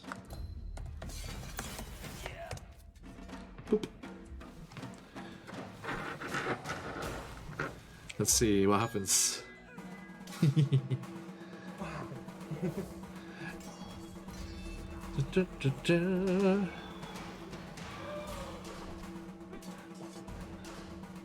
Thank you. A 5. Only a 5. Okay. Excellent. Okay. Famio, please choose me one of their spells that has a material component. Like with a price, with a money price. Okay, anyway, moving on, as that is going on there. Zenicus, your turn. Nice. Zenicus is just going to keep lashing out at these creatures. He's going to try and cut down the one that looks already a bit rough. Yep, it looks even worse now. It's slightly on fire from Ian's spell. Not great though, that's only a 14 to hit. Hits. Oh, nice. That is 12. Right, so if it's on his last legs, it's dead. it's like 16 damage or something. So I'm just gonna like chopping its like with the fiery blade, just chopping off the limbs until it stops moving. Okay. Right. Next attack, I'll hit the one that's still up. Yep. So you just put the full weight of your body behind that blade, just like pins it to the wall momentarily before it slides down. Done and done. 16 to hit. Hits. And they're not D20s, but I did roll Snake Eyes, so that's 1 fire damage with a D6 and a D8. I know, it's okay. I wrote 1 fire damage and 11 radiant damage. Okay, they only have 11 HP, so Nice. just Again, just chopping them up. Yep. Like Okay. someone going ham with a scythe at a garden hedge. Getting in the firewood for the winter. Yeah. Okay. Yeah, and you just tear through that thing and just chop it to pieces. Okay. And Edgar, you feel your confusion spell dissipate as they are gone, and the effect is done. Now, is your zombie still with you? My zombie is still, yes. What? Okay. Let's just switch over here.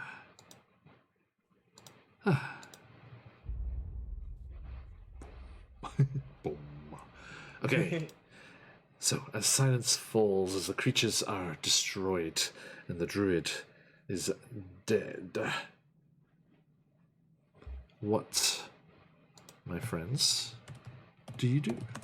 Have a look at the wine there. Go to my old blight friend. Yes. Can you wander down the hallway? See if there are others. Yeah, I think that's probably wise. Okay, Thamio picked their spell Magic Circle. So Thamio, Yane, after this, he fired off that firebolt, and as he fired it off and the magic left his fingertips, there was a strange kind of backdraft, but it didn't damage them. They weren't burnt, and they kind of look around. And then the next time, whenever that is, they go into their spell components and have a look. There will be twice as much of the components of that you had before. That's cool. Oh. So that is 100 gold pieces worth of holy water, powdered silver, or iron. Your choice. So now I have 200 gold of that. Or whatever. So yeah, it doubles, one of the uses of that. Okay, so you, find yourselves here back in the wine cellar and look around there. You can see that thunderwave spell at the start destroyed 25 bottles as it resounded through that wine rack there. Not the wine. Yes, there were 40, so there's still 15. And you can see as you look at the labels, Anicus, it's the Red Dragon Crush. Remember, it's one of the wines that you've known to be around this place.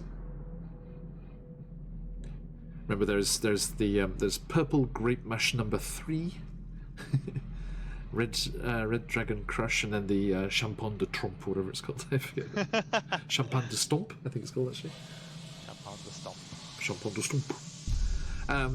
So yes, as you look around. By the way, Xenicus and Edgar, now that you're kind of like the heat of battle, if you excuse the pun unintended, has gone away. As you have moved north. Oh. Excuse us. Oh wow. Both of them. No. Jen. Where's Michael? I moved it onto the two-person view, but you're not there. Where I are am you? invisible. You are. You're lost in the mists. The Not swirling again. mists. Sorry, everybody. Hi. How you doing? We will resume friendos as soon as we can. Yikes. Well, here we go. Zoop. There's Stephanie. Slow. Hi, our power went entirely out, so we're hooking up to my phone's Wi-Fi. Give Mason just a second. Do, do, do, do, do, do, do. Okay, everyone, she is not Esmeralda. Just bear with us for a moment. Sorry. No worries, no worries. Yeah, we knew it was something like that because you both went at exactly the same moment. Yeah, my entire house right now, this second, has no power at all. Oh god. Yeah, I don't know. I'm gonna have to go out and ask our neighbors if it's them too. So Yeah. give me 1 second while I loudly yell the password to Mason because I don't think he got it. It wasn't the breaker, right? I I don't think so because we weren't. I mean, 2 computers plugged in and the AC's running. If it were the breaker, I'd be concerned. So, Yeah, but right. I'll check that too. It's the old Curse of Strahd layout. Oh, Baron, thank you for remembering. It is. It is indeed. Brought to you today by the Arcane Library and other kind sponsors. But that's the one we have on the overlay. As we were, this is back when we were doing just the 2 of you before everyone else jumped in. This is when it was just you and Merrin doing the opening session with the Chernobog up on the mountain. That's such a fun adventure. Yes, indeed. And you too, folks, if you donate as little as $5, you can get a chance to win the entire Arcane Library catalogue. Definitely worth it. I love their Definitely. mix It's of, so worth it, yeah. mix of combat with all other elements thrown in. This is always lovely. So good. And the maps are beautiful as well. Her wife does these amazing maps. Okay, right. Welcome back, Mason. I've returned. Yes, indeed. Okay, so sorry, folks. Let me just get the cameras. The cameras ended the opposite way around. So let me quickly sort that, and then we'll be back to your scheduled programming. Okay. It was funny because Mason, I went like out where Mason is in the Florida room. He doesn't need lights on because it's all windows. But Right. in here, I had a light on, and then it just went doo, and I was like, "Oh no!" And Mason's like, "What?" Because he didn't have any lights turned off for him or anything. And he's like, "Oh no!" Oh, I see, Dragon. Thank you, Baron. Well, the benefits of laptops, though. At least if you're running on a PC, everything was shut down. Yes. Oh my And goodness. I fortunately have like Wi-Fi capabilities on my phone too, so that's Excellent. nice. Good news. Good news. An option. Oh, right. So yes, as I was saying, Edgar and Xenicus, as you've moved into the north part of the room there, past the wine rack, it is noticeably, much noticeably colder nearer the north wall. Ah, definitely. North wall. I sniff out the secret door. If that's possible. Right where you are now, there is no such thing visible. Well, towards where the colder area. Uh-huh. Is there. Yep. In that whole north section there, you don't find anything. If you search around, you just see the barrels and things there. Let's have a look here against the wall. Against the wall in that eastern portion, there are 3 frosty barrels with purple grape mash number 3, which is emblazoned on the side of each barrel, and there is a single bottle of purple grape mash number 3 lying on the flagstone floor. And Ian's like, "Do you think they'd mind if we had a wee drink?"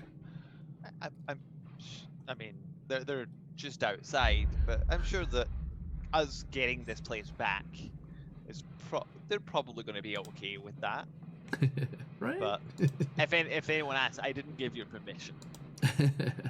No, it's all right. It's all right. Okay. So yes, apart from the barrels that you can see on the map there, you do not find anything over there, I'm afraid. And Ian, Ian's actually he's the one who found the bottle. It's in the western half of the thing here. He's like as you look around the corner there, he's holding the bottle up. He's like, "Do you think they might?" Okay. So let's have a look here. So yeah, you're done with that eastern side. There's nothing else on that eastern side there. If you want to move over to where Ian is. I was wondering why it wasn't working. I'm trying to click on the stream. I was opening the wrong tab. I was like, I can't. Why can't I move my token? Wrong tab. Now, Edgar, if you'd stop just there. Sorry to keep hauling you up, but you are the one who's in the right place at the right time. Okay, thank you, Thamio. Ian is going to pay for the wine. Nice. What a nice chap. Okay. Sorry, Edgar, I didn't finish. I didn't fully grasp what was the situation with your zombie. Is it coming with? Yes, coming with. If we ever go to like pretty much unknown territory, I'm just gonna have him kind of move forward a bit as well. Okay, so yeah, just gonna step over here next to you guys. Sorry, you see one of the vine creatures kind of rise up and move jerkily towards Edgar. He's doing creepy shit again. Okay. Now, Edgar, if you would take one step more to the west, then you can see what your eyes have behold. Womp. All right. So, as you peer through, you see that secret door there, and you kind of look around. Everyone's like, "Yeah, open it," and you push it open, and there is just a waft of absolutely frigid, freezing cold air just comes out of that corridor there. It takes some effort to push open the secret door, but you're greeted by this blast of cold air. There's a dark tunnel that stretches 15 feet away from you, and it ends with an archway which seems to enter into a shallow cave. Looks like natural rock down the end there. Ooh. I was now, not made for the cold. Are you looking with night vision? Do you have a light source? What's going on? Do I even have? You know what? I am going to. Yeah, looks like I don't just have dark vision. So instead, I'm going to give myself dark vision by casting dark vision. Okay. So yeah, you see what you see through the kind of strange monochrome view that is dark vision, which I think everyone forgets. It just thinks I can see. Is it not very well? Okay. So there you are. You can see what you can see, but in black and white. Perfect. All right. I'm old enough to have had a black and white TV. Well, you lived at the times when everything was black and white? Yeah, it's amazing. So we had What was it like when color first came to the world? There was blind panic for a while, I'll tell you. Okay. Well, my curiosity has been piqued. Has yours, Xenicus? Yes, like trying to like. Well, I was gonna say try to see past you, but no, I can see past you perfectly. Yeah, just lean over. Yeah. Yeah. just stay Yeah. standing where you are, and Yeah, you're just- good. yeah, I'm good. Yeah. Like I'm trying not like I'm really wanting to, but I'm trying to be respectful and not step over you. Just do Edgar- it. By the way, Edgar Sarah, sees your... as you're coming through here, and you also see Ian there with that bottle of wine in the kind of western half of the chamber. He's looking at you a bit funny after now that the fight's gone and finished.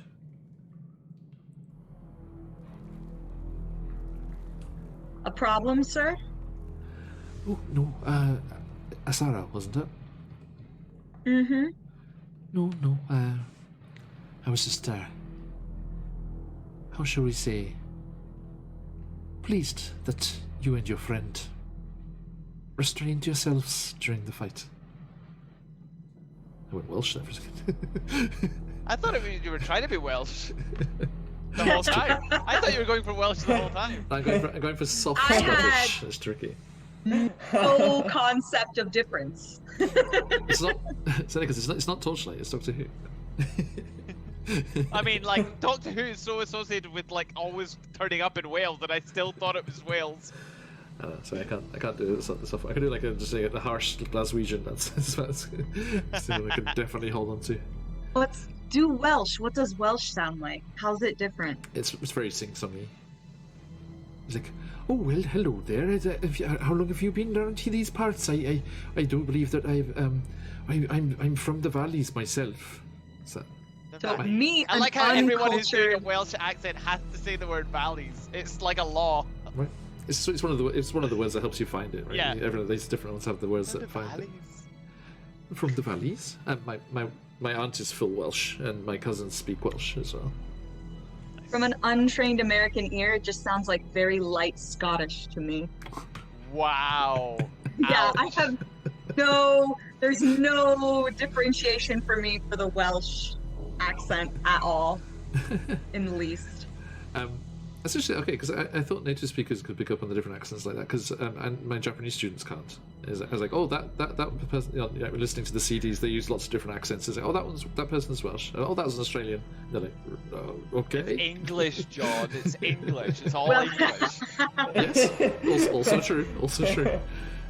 I can safely say that I think Welsh is the only one, because like Irish, Scottish, English all can tell the difference. That's interesting. I noticed Australia.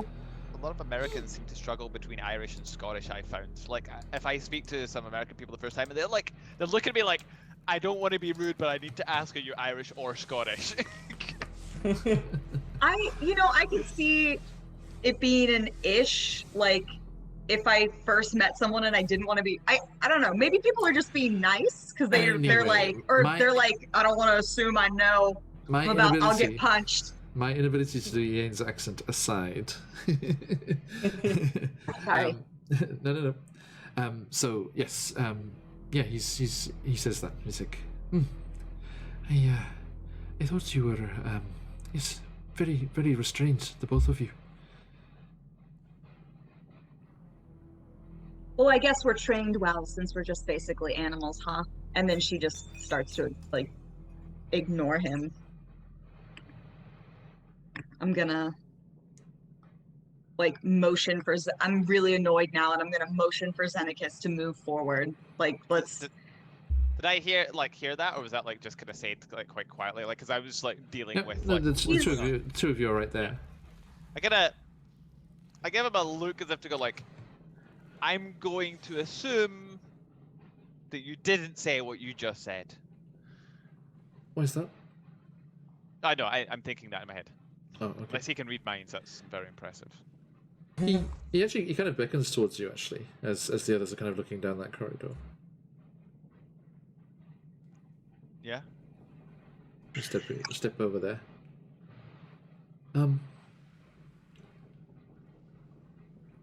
She's newer to this, isn't she? Definitely see like a pang of pain in his eyes. You're one of the old guard, I see. Not by choice. Really? You wear it very well.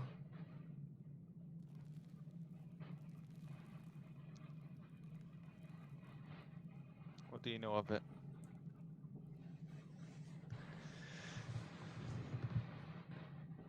Say it, it's not an evil word. There are plenty of evil folk who use it as an excuse to do terrible things. But lycanthropy in and of itself is... A curse. Have you found it to be so? Yes. I'd say in your line of adventuring and the like, surely it comes in useful. A sword is a useful tool, but it still kills. True, true. I almost missed the two of you, to be honest. This place reeks of it so much. Different type, mind you. The entirety of the family afflicted, as you would put it. I actually don't know. I've met a number of them who were, but I can't say for every. I'll assume they're ravens, yes? Hence the pets in the vat room. Do you find that weird? What? Like keeping pets of something that you can also transform into? It's a bit weird, Oh, isn't it? they're not keeping them. The ravens would have been drawn here by the were-raven lycanthropy. Have you not found wolves drawn to yourself? In a we want to bite and eat you kind of way, yes. That's just their nature. Are you afflicted? No. It's just something that I spent quite some time studying. Studying? Why? Like, kind of like take a step back of like, oh, fuck. The only people he knows who studies werewolves are to kill them. So he took a quick step back at that. The whole process is fascinating. Although my main focus is teleportation. A little doodars like this. He brings out the device again. Can it detect us? Oh no, this is just a means to get through the mists. I was hoping to go through the mists into Prismia, but You keep saying that word. What is where? I mean, is Prismia, there a where? Prismia, yes. Prismia is said to be a domain of delight in the Feywild. Have you heard of it? I mean, like, just takes a second and like clearly looks at it, like that thing where you pretend you're looking at yourself, kind of thing. You could say I'm a descendant. How silly of me. Yes, of course. Never been though. Really? Likewise, I was trying, but I've still never been. Now.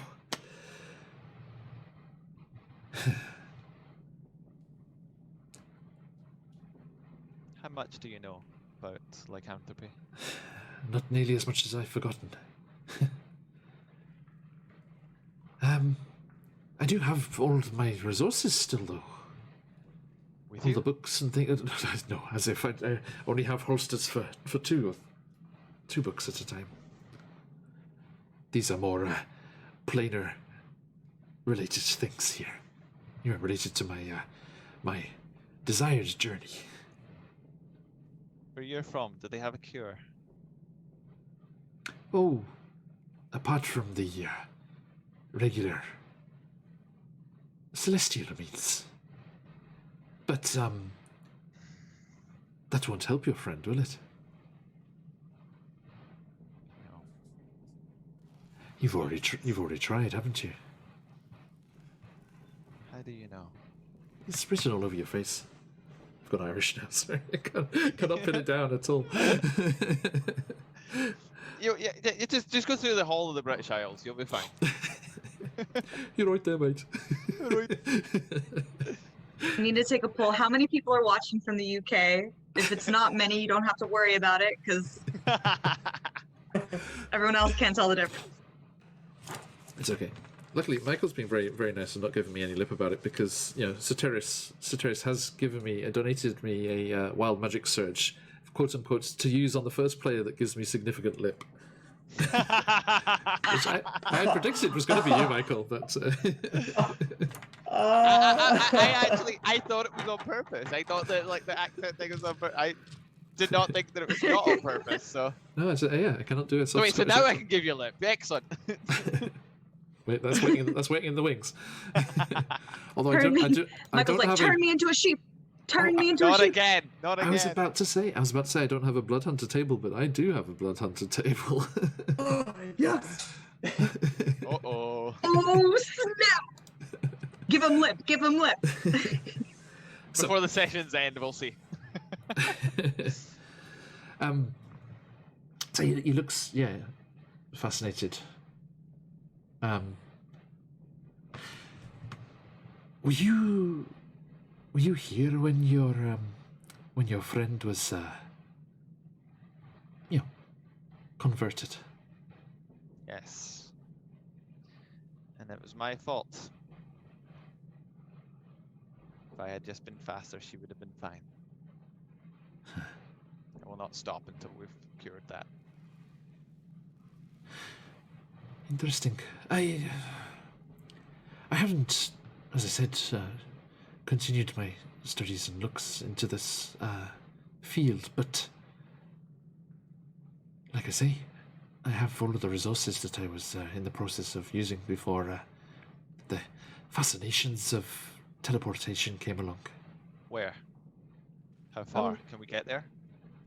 Well, assuming this thing still works. So that would...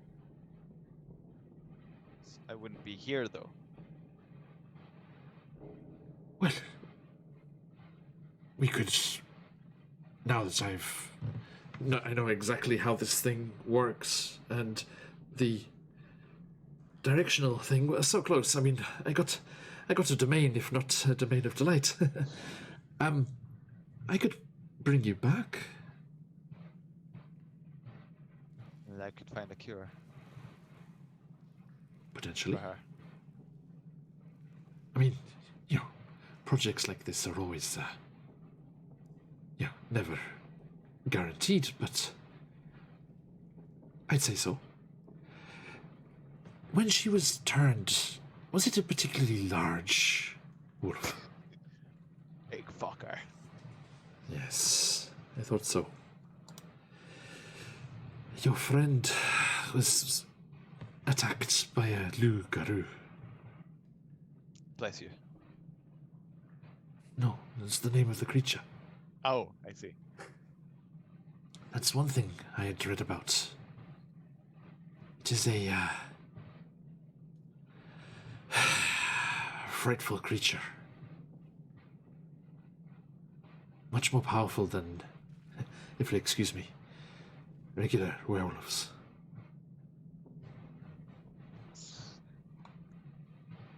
We noticed. There are ways I've heard tell of victims of loup-garou being returned to themselves. You have? Where? How? Like I say, it's back where all my research and where my friends are. You'd like them? Can we get there? I believe so. You see what your friends are up to. I'm just gonna. And he turns and starts he just opens up a small panel on the side of that device that he was using before. And he kind of starts looking at it and tinkering with it a little bit.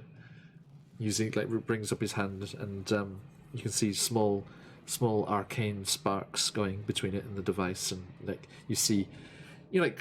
Almost like teleportation circles and sigils and all that kind of markings and things, but in a very minute scale. It's like a watchmaker, arcane watchmaker, as he's kind of focused, and he's got these goggles.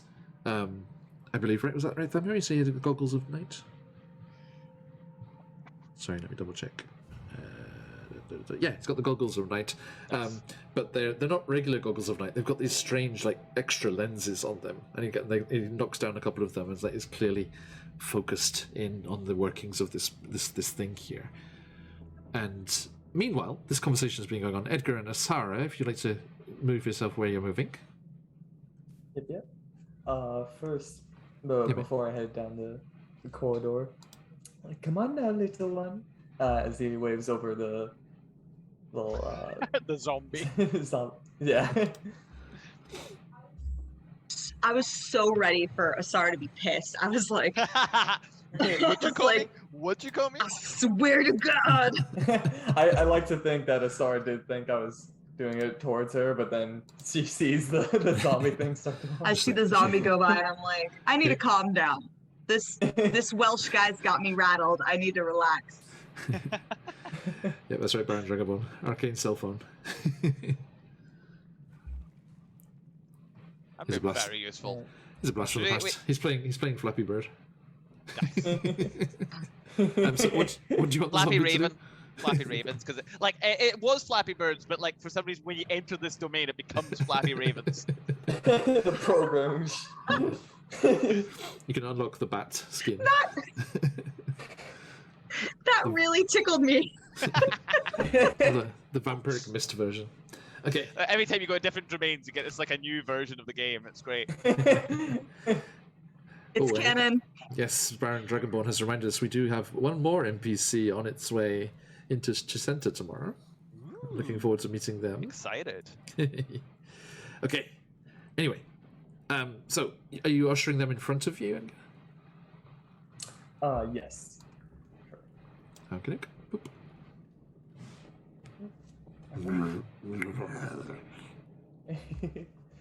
Yes, I know. Oh, Power's back. Power's back. Huzzah! Hey. All right. And yeah, pretty much gonna have the corpse kind of continue forward and leave room for me to step down. All right. Just a moment, please.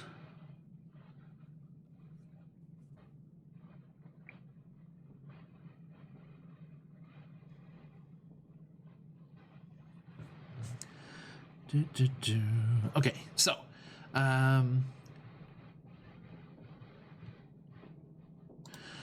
yeah, he's just gonna shuffling down the corridor. Yeah. And are you And following? I'm gonna You're have following right behind. Yeah. I'm gonna like stand right there and then have him go all the way down to the end. Sure. Just a moment, please. Excuse me, everybody. Okay, let me just.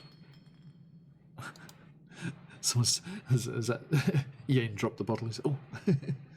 So, do this. Noted. And.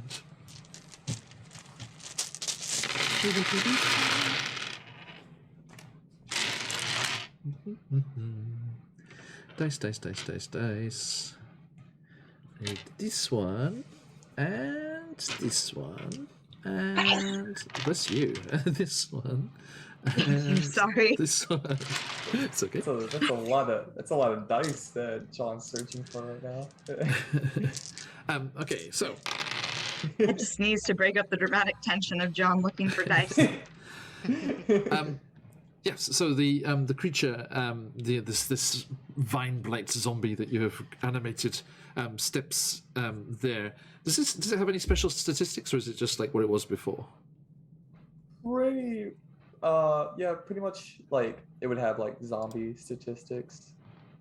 Zombie statistics. Okay, what do zombies do? They have What does it say? +5 Does it- to roar. What does it say on the ability? Does it say it comes back as a zombie, like quote unquote? So yeah, the target becomes a skeleton if you choose bones, or a zombie if you choose corpse. Okay, so yeah, so it is a zombie, like mechanically speaking. Mm-hmm. Good to know. Good to know. Okay, that doesn't change anything there. It's tougher than it was before. has more HP. Has more HP as a zombie. Stronger in death. Like what? But its AC is worse. A little bit on the thing is like what kills me makes me stronger. Those shotguns, that's exactly how it goes. But yeah, yes, something similar. Okay, so yes, you see this the silhouette of your plant zombie shuffling ahead of you, and it gets to there. Oh no, that's not the cursor key. So I've been playing games for a while, so it's like WASD again. Yes. Excuse me. So it gets to there, and then it kind of like locks up, and you see frost slowly go across its entire form, and it falls and rattles as it falls solid, frozen solid to the ground in front of it. Dead. Again. Yeah, Dead. you all hear an echo like, "Oh my!" Like, Oh my! Oh my! Oh my! Oh my! Oh my! There's no need to be rude. It's like Japanese teenagers. Oh my! Okay, sorry. So yeah, that's what happens. Sorry, you're behind him, right? Zeneca, do you want to move over next to Ian there? Yeah. This conversation was Yes. happening. So yeah, sorry, you see, because he's just a wee fella, so you see over his head, you see this happen as well. Asara, Uh-huh. you wouldn't have anything to help keep warmth, no? Sarah, can you give me a nature check, please? Yeah. Thank you kindly. I rolled a 9. Moving up. 13 Moving altogether. up. Moving on up. Moving. All right. Sarah, Yeah. you see the creature, and you look, even with your night vision, with its shades of grey, without the colour, unfortunately, that you would need to see properly. You think back to days in the Underdark, caverns, unnaturally cold caverns, and Famia, sorry, you don't get to see the end here. I shall treat Ian gently. Thank you so much again. Thank you for the generous donation. And I'll let you know what happened. Well, you can crash the VOD. He'll be right there. I mean, just not a terrible much to catch up, not a terrible amount to catch up on, so don't worry. But thank you again. Thank you. Yes, sorry. Seeing what happens to the creature, and then looking at that, you can see that what's on the walls there. There's like that kind of growth on the walls. Mm-hmm. It twigs, and you kind of. It twigs. And you kind of kick yourself for not realizing sooner, but you've just been away from the Underdark for so long. This is something that was relatively common down in the Underdark. That is brown mold. And brown mold, large patches of brown mold just suck the heat out of everything close by and feed off that. Edgar, I'd leave that well enough alone. There's nothing I can give you that would make you warmer near that. Had it in my shower once, couldn't shower for weeks till we got rid of it. It's the worst shower ever. It's freezing. Aaron Janassi, thank you so much for that wonderful donation. It's Oh, good to thank see you. you. Good to see you, my friend. I hope you're doing very, very well. Aaron Janassi, thank you. $50. Whoa! Very, very generous. Thank you. Thank you so much. And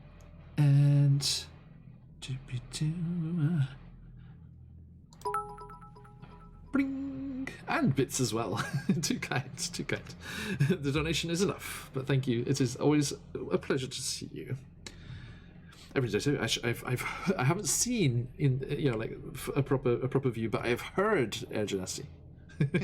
I caught them playing. They were playing with Dead Aussie Gamer. Nice. So Get out, Dag. who will be joining us Asara. on Saturday?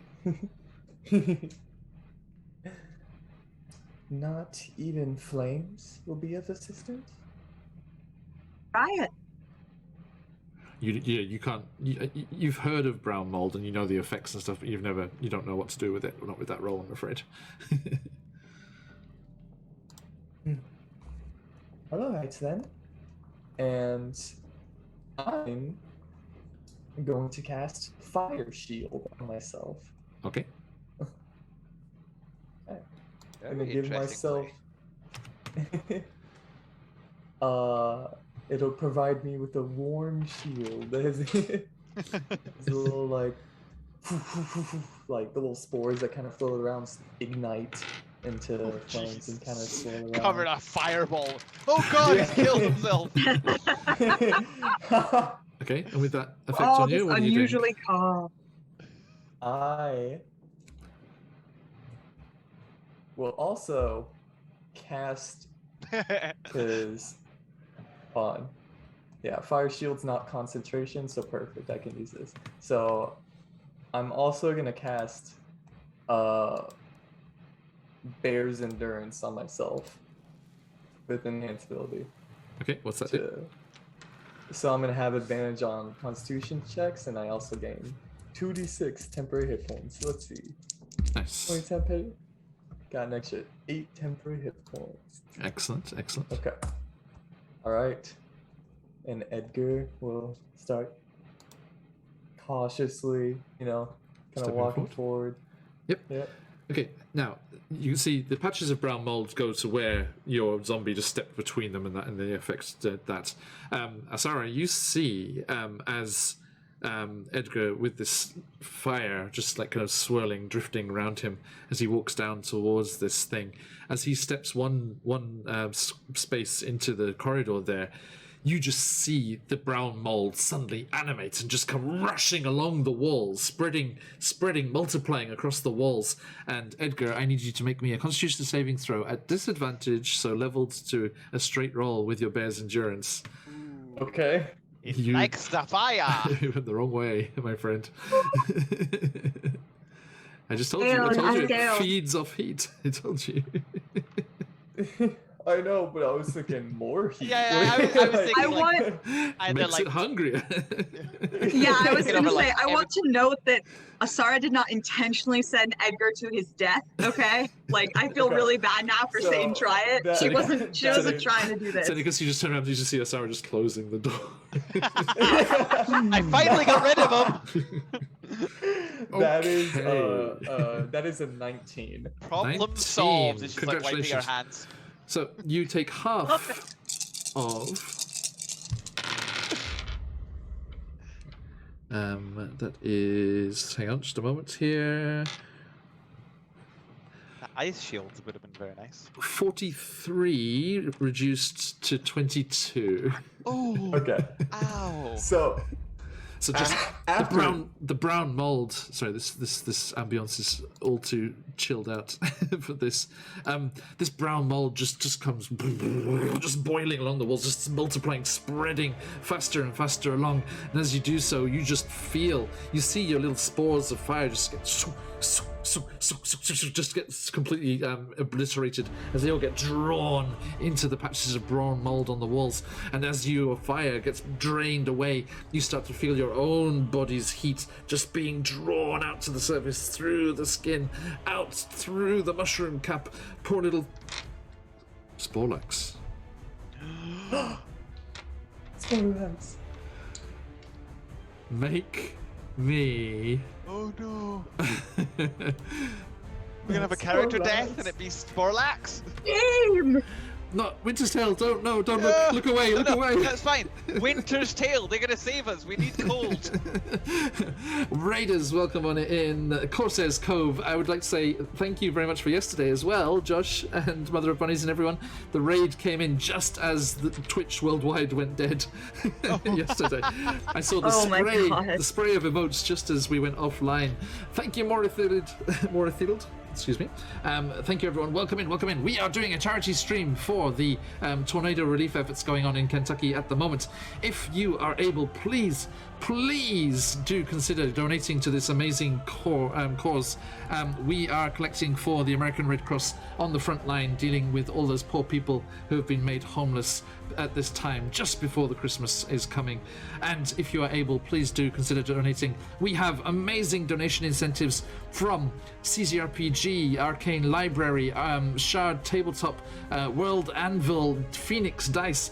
Every $5 donated will get you a ticket in the giveaway. Please consider doing that. There is the link in chat if you are able to. Even just a little will make a difference, I can assure you. Welcome, everybody. It's lovely to see you all. I hope you had a fantastic session over with that one shot that you were doing over in Winter's Tales. It is an absolute pleasure to see you all. AJ will also be joining us on Saturday, everyone. And let me say this right now, big announcement here. AJ and Desley's Gamer, our good friends, will be joining us, as well as Buns from our Out of the Abyss game. Nice. And the last fourth member, but not least by any means, we will be joined for a session of one-shot roulette by Quincy of Quincy's Tavern. A certain well-known TikToker, you may see. Yes. Yep, Edgar, that is right. Look at Edgar's face. Yes, indeed. Quincy from Quincy's Tavern is going to be playing with us in one-shot roulette Friday evening or Saturday morning, depending where you are in the world. Yeah, that was the face I made, Edgar, as well. For that juicy randomness that comes from the one-shot roulette. Yes, indeed. Josh the Pirate, thank you for the donation, my friend. Get yourself in that giveaway there. Anyone else? Yes, if you are able, please do consider. I know it is a very money-intensive time of the year. We are well aware of that, but do not worry. We are very happy to have you here, regardless. But slightly dramatic moment as our friend Edgar here, the Mapak, with his little campestry buddy, has blundered right into a covering of brown mold, caking the walls all around him. Thank you, Corsairs Cove. You're an absolute gent, sir. It was a pleasure to play in the Weird West in our Deadlands game last Friday. So, Edgar, could you please make me a D20 roll? Yes. Actually, you know... No, yeah, make me the roll. Make me the roll. Okay. It's a straight D20. The DC is 12. And they, because of their cover and things, they can duck down in your hats. If they succeed, they will take 0 damage. If you fail, they will take half damage. And a campestry has 2 hit points.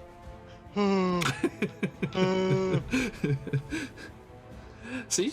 Omi passed. Surely you can pass too. No pressure. Oh god. Corsair Cove's passed too. I see. Don't worry, There the you go, DC's 3. You're fine. Edgar, stop right there. Stop right there. Are you watching stream? Yeah. Have Yes. you got chat open? Hold on. Yes. Hold on. Do it in chat. Is there something in chat? No, I was gonna say do it in chat. Oh, do it in chat. So Okay. everyone can see. Uh-oh. Exclamation mark roll space 20. All right. The fate of Sporlax, the Campestry. D20s are flying in your favor. All right. Let's see. 14 is more than a 12. Yes. Yeah. Okay. So as you step in, the fire, the little motes of burning spores that are around you, giving you the fire shield, are just getting sucked just into the mold, just disappearing and being snuffed out. Your body warmth starts to go, and you just hear a voice up in your mouth. Oh, fuck this! Sporlax ducks down out of the way and seals, like his little mushroom top. Like mushroom cap head just perfectly seals in your hat there, makes a perfect seal around, and he is hidden away, safe and sound. Oh, Erginus got the natural 20 as well. See, everyone willed this to happen. Everyone was successful. no one killed Sporlax. Well done, everybody. Nice. This time. This time, yes. So, yes, fire is not the answer. And that's a lesson we can all take with us, I think, my friends. Some wizard players out there going, I beg your pardon. Fireball is always the answer. The problem is we don't know the question. But we'll cast Fireball until we find the question. Exactly. If we find the correct question, we'll keep firing fireballs. Noted. Okay. Now, Did you hear? Asara, yes, you see this Yes. happening, and you see Edgar just scrambling back, like on like pushing his little claws along the corridor there. Can I reach out and grab him and pull him out at least? I feel really bad because I didn't think he would have a near-death experience. Yeah, and like he has to be like is moved into his space, and he needs to be more than 5 feet away. So you need to step back and pull him to where you are now. Yes. Okay, so yeah, you do that. You just grab him by the collar, the scruff of his collar there, and just drag him back. And Michael, I'm doing it now. I was trying to move Sarah on stream. So Sporlax and Edgar have been yanked back out into the wine cellar there, pulled out of danger's way, leaving your plant zombie frozen produce down in the corridor there as the brown mold has moved viciously towards you. But as soon as your fire is snuffed out, it seems to lose interest and just stops 5 foot closer than it was before. But there indeed. Okay, so thank you for that, Corsair's Cove. Now, Zenicus. Yes. As something is happening with Asara and Edgar, you're not quite sure exactly what happened. There was some dramatic noises going on, but as you do that, you hear a. Didn't mean to. Yes, as you hear that, you hear a. Ah, there we go. Oh, right, okay. And Yane, this wizard who it materialized out of nowhere, teleporting through the mists as no one has done before, turns to you and he's like, I've made adjustments, and the device will now transport 2 people. I see. But I'm afraid it is a temporary measure.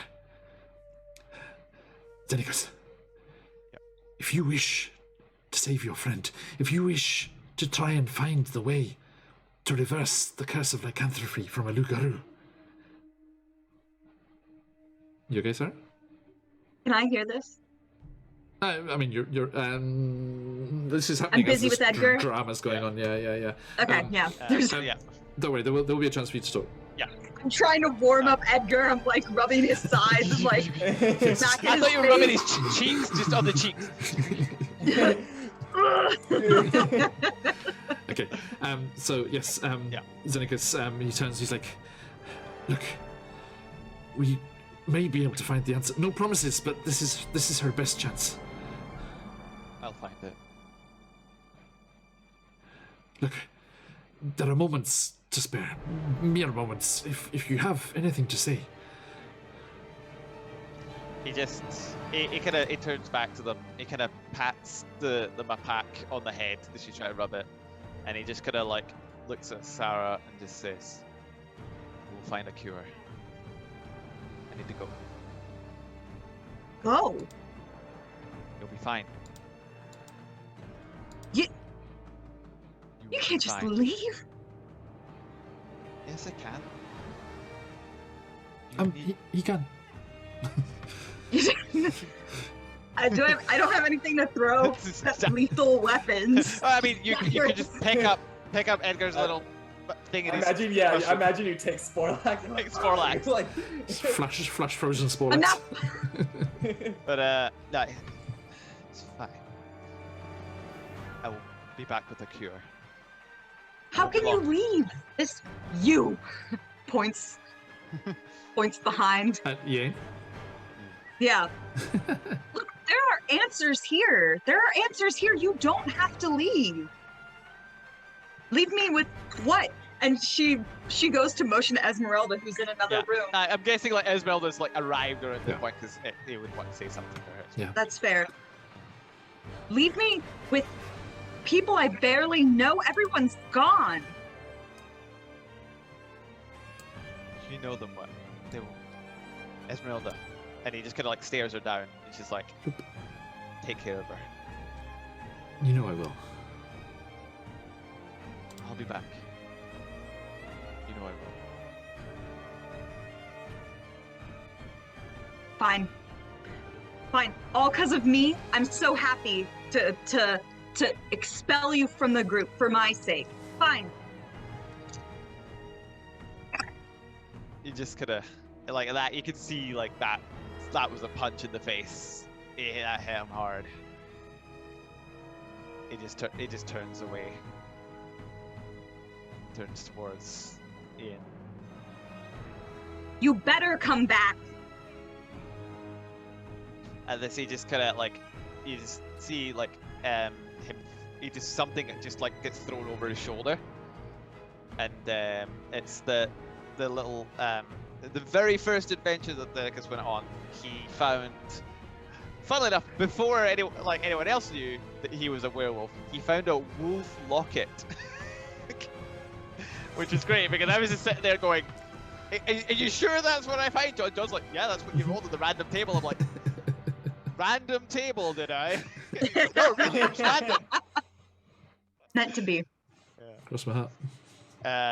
And he just kind of like, he just threw that over his shoulder. I had it on the whole time. And it's like, you see him fiddle with it when he was like nervous or awkward and stuff, which was always not often because he always tried to play it off, but you could tell that he used to play with it.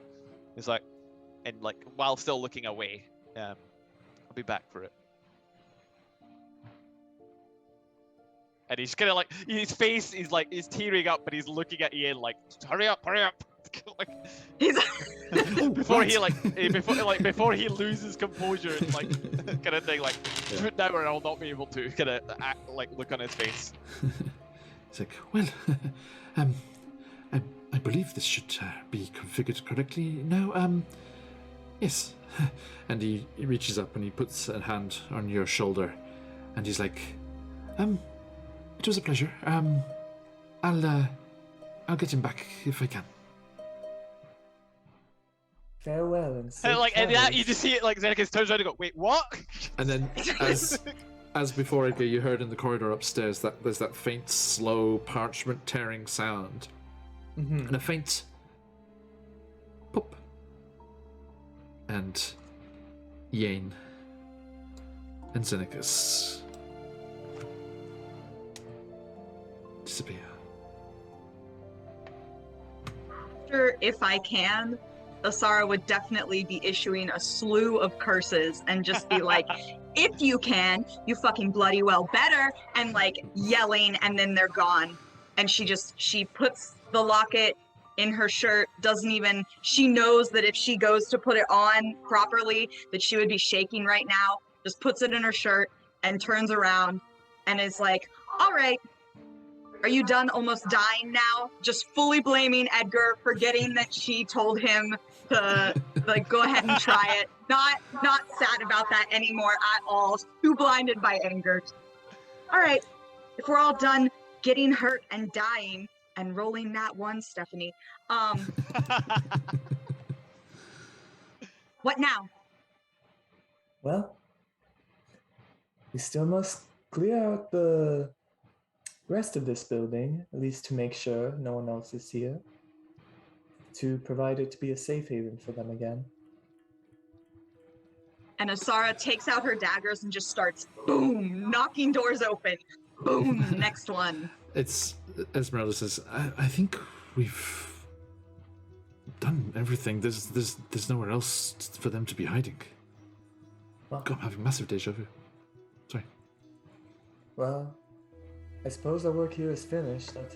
Let's go over and lead them back to inside. And, well, from there, we must go to Yester Hill, as the Druids here did not have the bead. And There's still a tree we must take care of as well. Ah, yes. Can't forget about the tree. Can't forget about all of Barovia's problems. And, like, walks past him. To leave. Okay. And as our view moves up through the floorboards and ceilings and out through the roof of the Wizard of Wines, with the rain pummeling the tiles and splashing between the natural, uncorrupted vines of the fields, still looking very sickly and not capable of producing the grapes that they must have needed to produce all the wine that they did. something to ask the Martikovs about. And we see the Martikovs, having been waved forward, slowly moving out of the trees towards their home. Safe in the knowledge that it is their home once more. And as they make their way over towards the doorway, and you, Edgar, and Asara comes stomping out, and Edgar appears behind with Esmeralda, beckoning for them to come forward. That is where we shall leave Barovia for today. A massive, massive thank you to everyone for joining us, for all of the donations. Thank you so much. Up to $860, which with Shard Tabletop's kind support is going to be doubled to 1,000. Just saying it sounds very strange. $1,720 already. If anyone else is able to, please do consider donating to our cause here as we're gathering funds for the frontliners on the relief efforts of the tornado devastation in Kentucky. And you will also get your chance to win all of those amazing prizes. And anyone $50 or more will also get a free year of Shard Tabletop, separate of the giveaway. That's a guarantee, that one. The other one is just a chance. And it is cumulative. Thank you, Josh. You're too kind. This is cumulative. There are, every $5 will buy you a ticket. So if you, say, for example, if you donated $20, then you would get 4 tickets. So let us do one last chat link there for anyone who would like to donate. Boop. There we go. We are not done yet, as we have said before. We have a few more sessions to go. We do 8 sessions in total this week. In 9 hours' time, we will be back at the Witchlight Carnival with Asara. Who Asara's been the one that's raging, although it is the Witchlight Carnival who has a barbarian. I had that thought too. A UNT so barbarian. Oh, UNT, best race. Indeed. As we will be joining Asara's player, Stephanie, and our good friend DM Jenny, and Colby over in the Witchlight Carnival tomorrow. Then later on, we'll be heading over to the Sea of Fallen Stars to meet another guest NPC, I believe, Baron Dragonborn. As we head back to Chesenta, the Chesenta's Tyranny crew are about to do a heist into a dilapidated, broken down old bank building. What intrigue and horror does the Vault have in store for them, as they are trying to make good with the local Thieves Guild for hiding them from the tyrannical authorities of the city. Then, on Saturday or Friday evening, depending where you are, we have that fantastic one-shot roulette game with Quincy from Quincy's Tavern, Dead Aussie Gamer, AJ Winters, thank you for the raid, and our good friend Buns as well. It's going to be a fantastic session. Do not miss it if you are able. And then, as we roll on through into Saturday, we will have our last session of our campaign here for this week, as we will be going to join the people who instigated this whole thing in the first place, our cast members and friends who themselves are in Kentucky, although luckily they still have all their property and everything undamaged. But they asked back on Monday morning if there was anything we could do. And thanks to all of you wonderful, wonderful people, there is something that we can do. And we will continue to try that as we continue into the end of this week-long charity drive here. So join us for Candlekeep Mysteries as they return to the streets of Baldur's Gate, and we will close out and see just how high up towards that goal we can raise these donations. Wonderful generosity from everyone. Thank you so much. Thank you to all of the partners that we have, all of the things that are on offer there. You definitely jump into that if you want to have the chance to win all of the incredible things. massive encounter bundles from CZRPG, the entire catalogue of the Arcane Library, World Anvil subscriptions, the Shard Tabletop subscriptions, dice sets with dice trays of your choosing from the Phoenix Dice webpage. So many wonderful, wonderful things up for grabs. And thank you to everyone who has supported us in this week's very sudden, very suddenly hastily thrown together efforts. But that is all for today, my friends. A massive thank you to my players, as always, and to everyone for joining us. Stick with us as we go raiding somewhere. If you've got them, let those phoenixes fly. But until next time, I can't wait to see you all again very, very soon. But until then, as we like to say around these parts, what do you see me to say? That's me. Yeah, Bye, everyone. Thank you.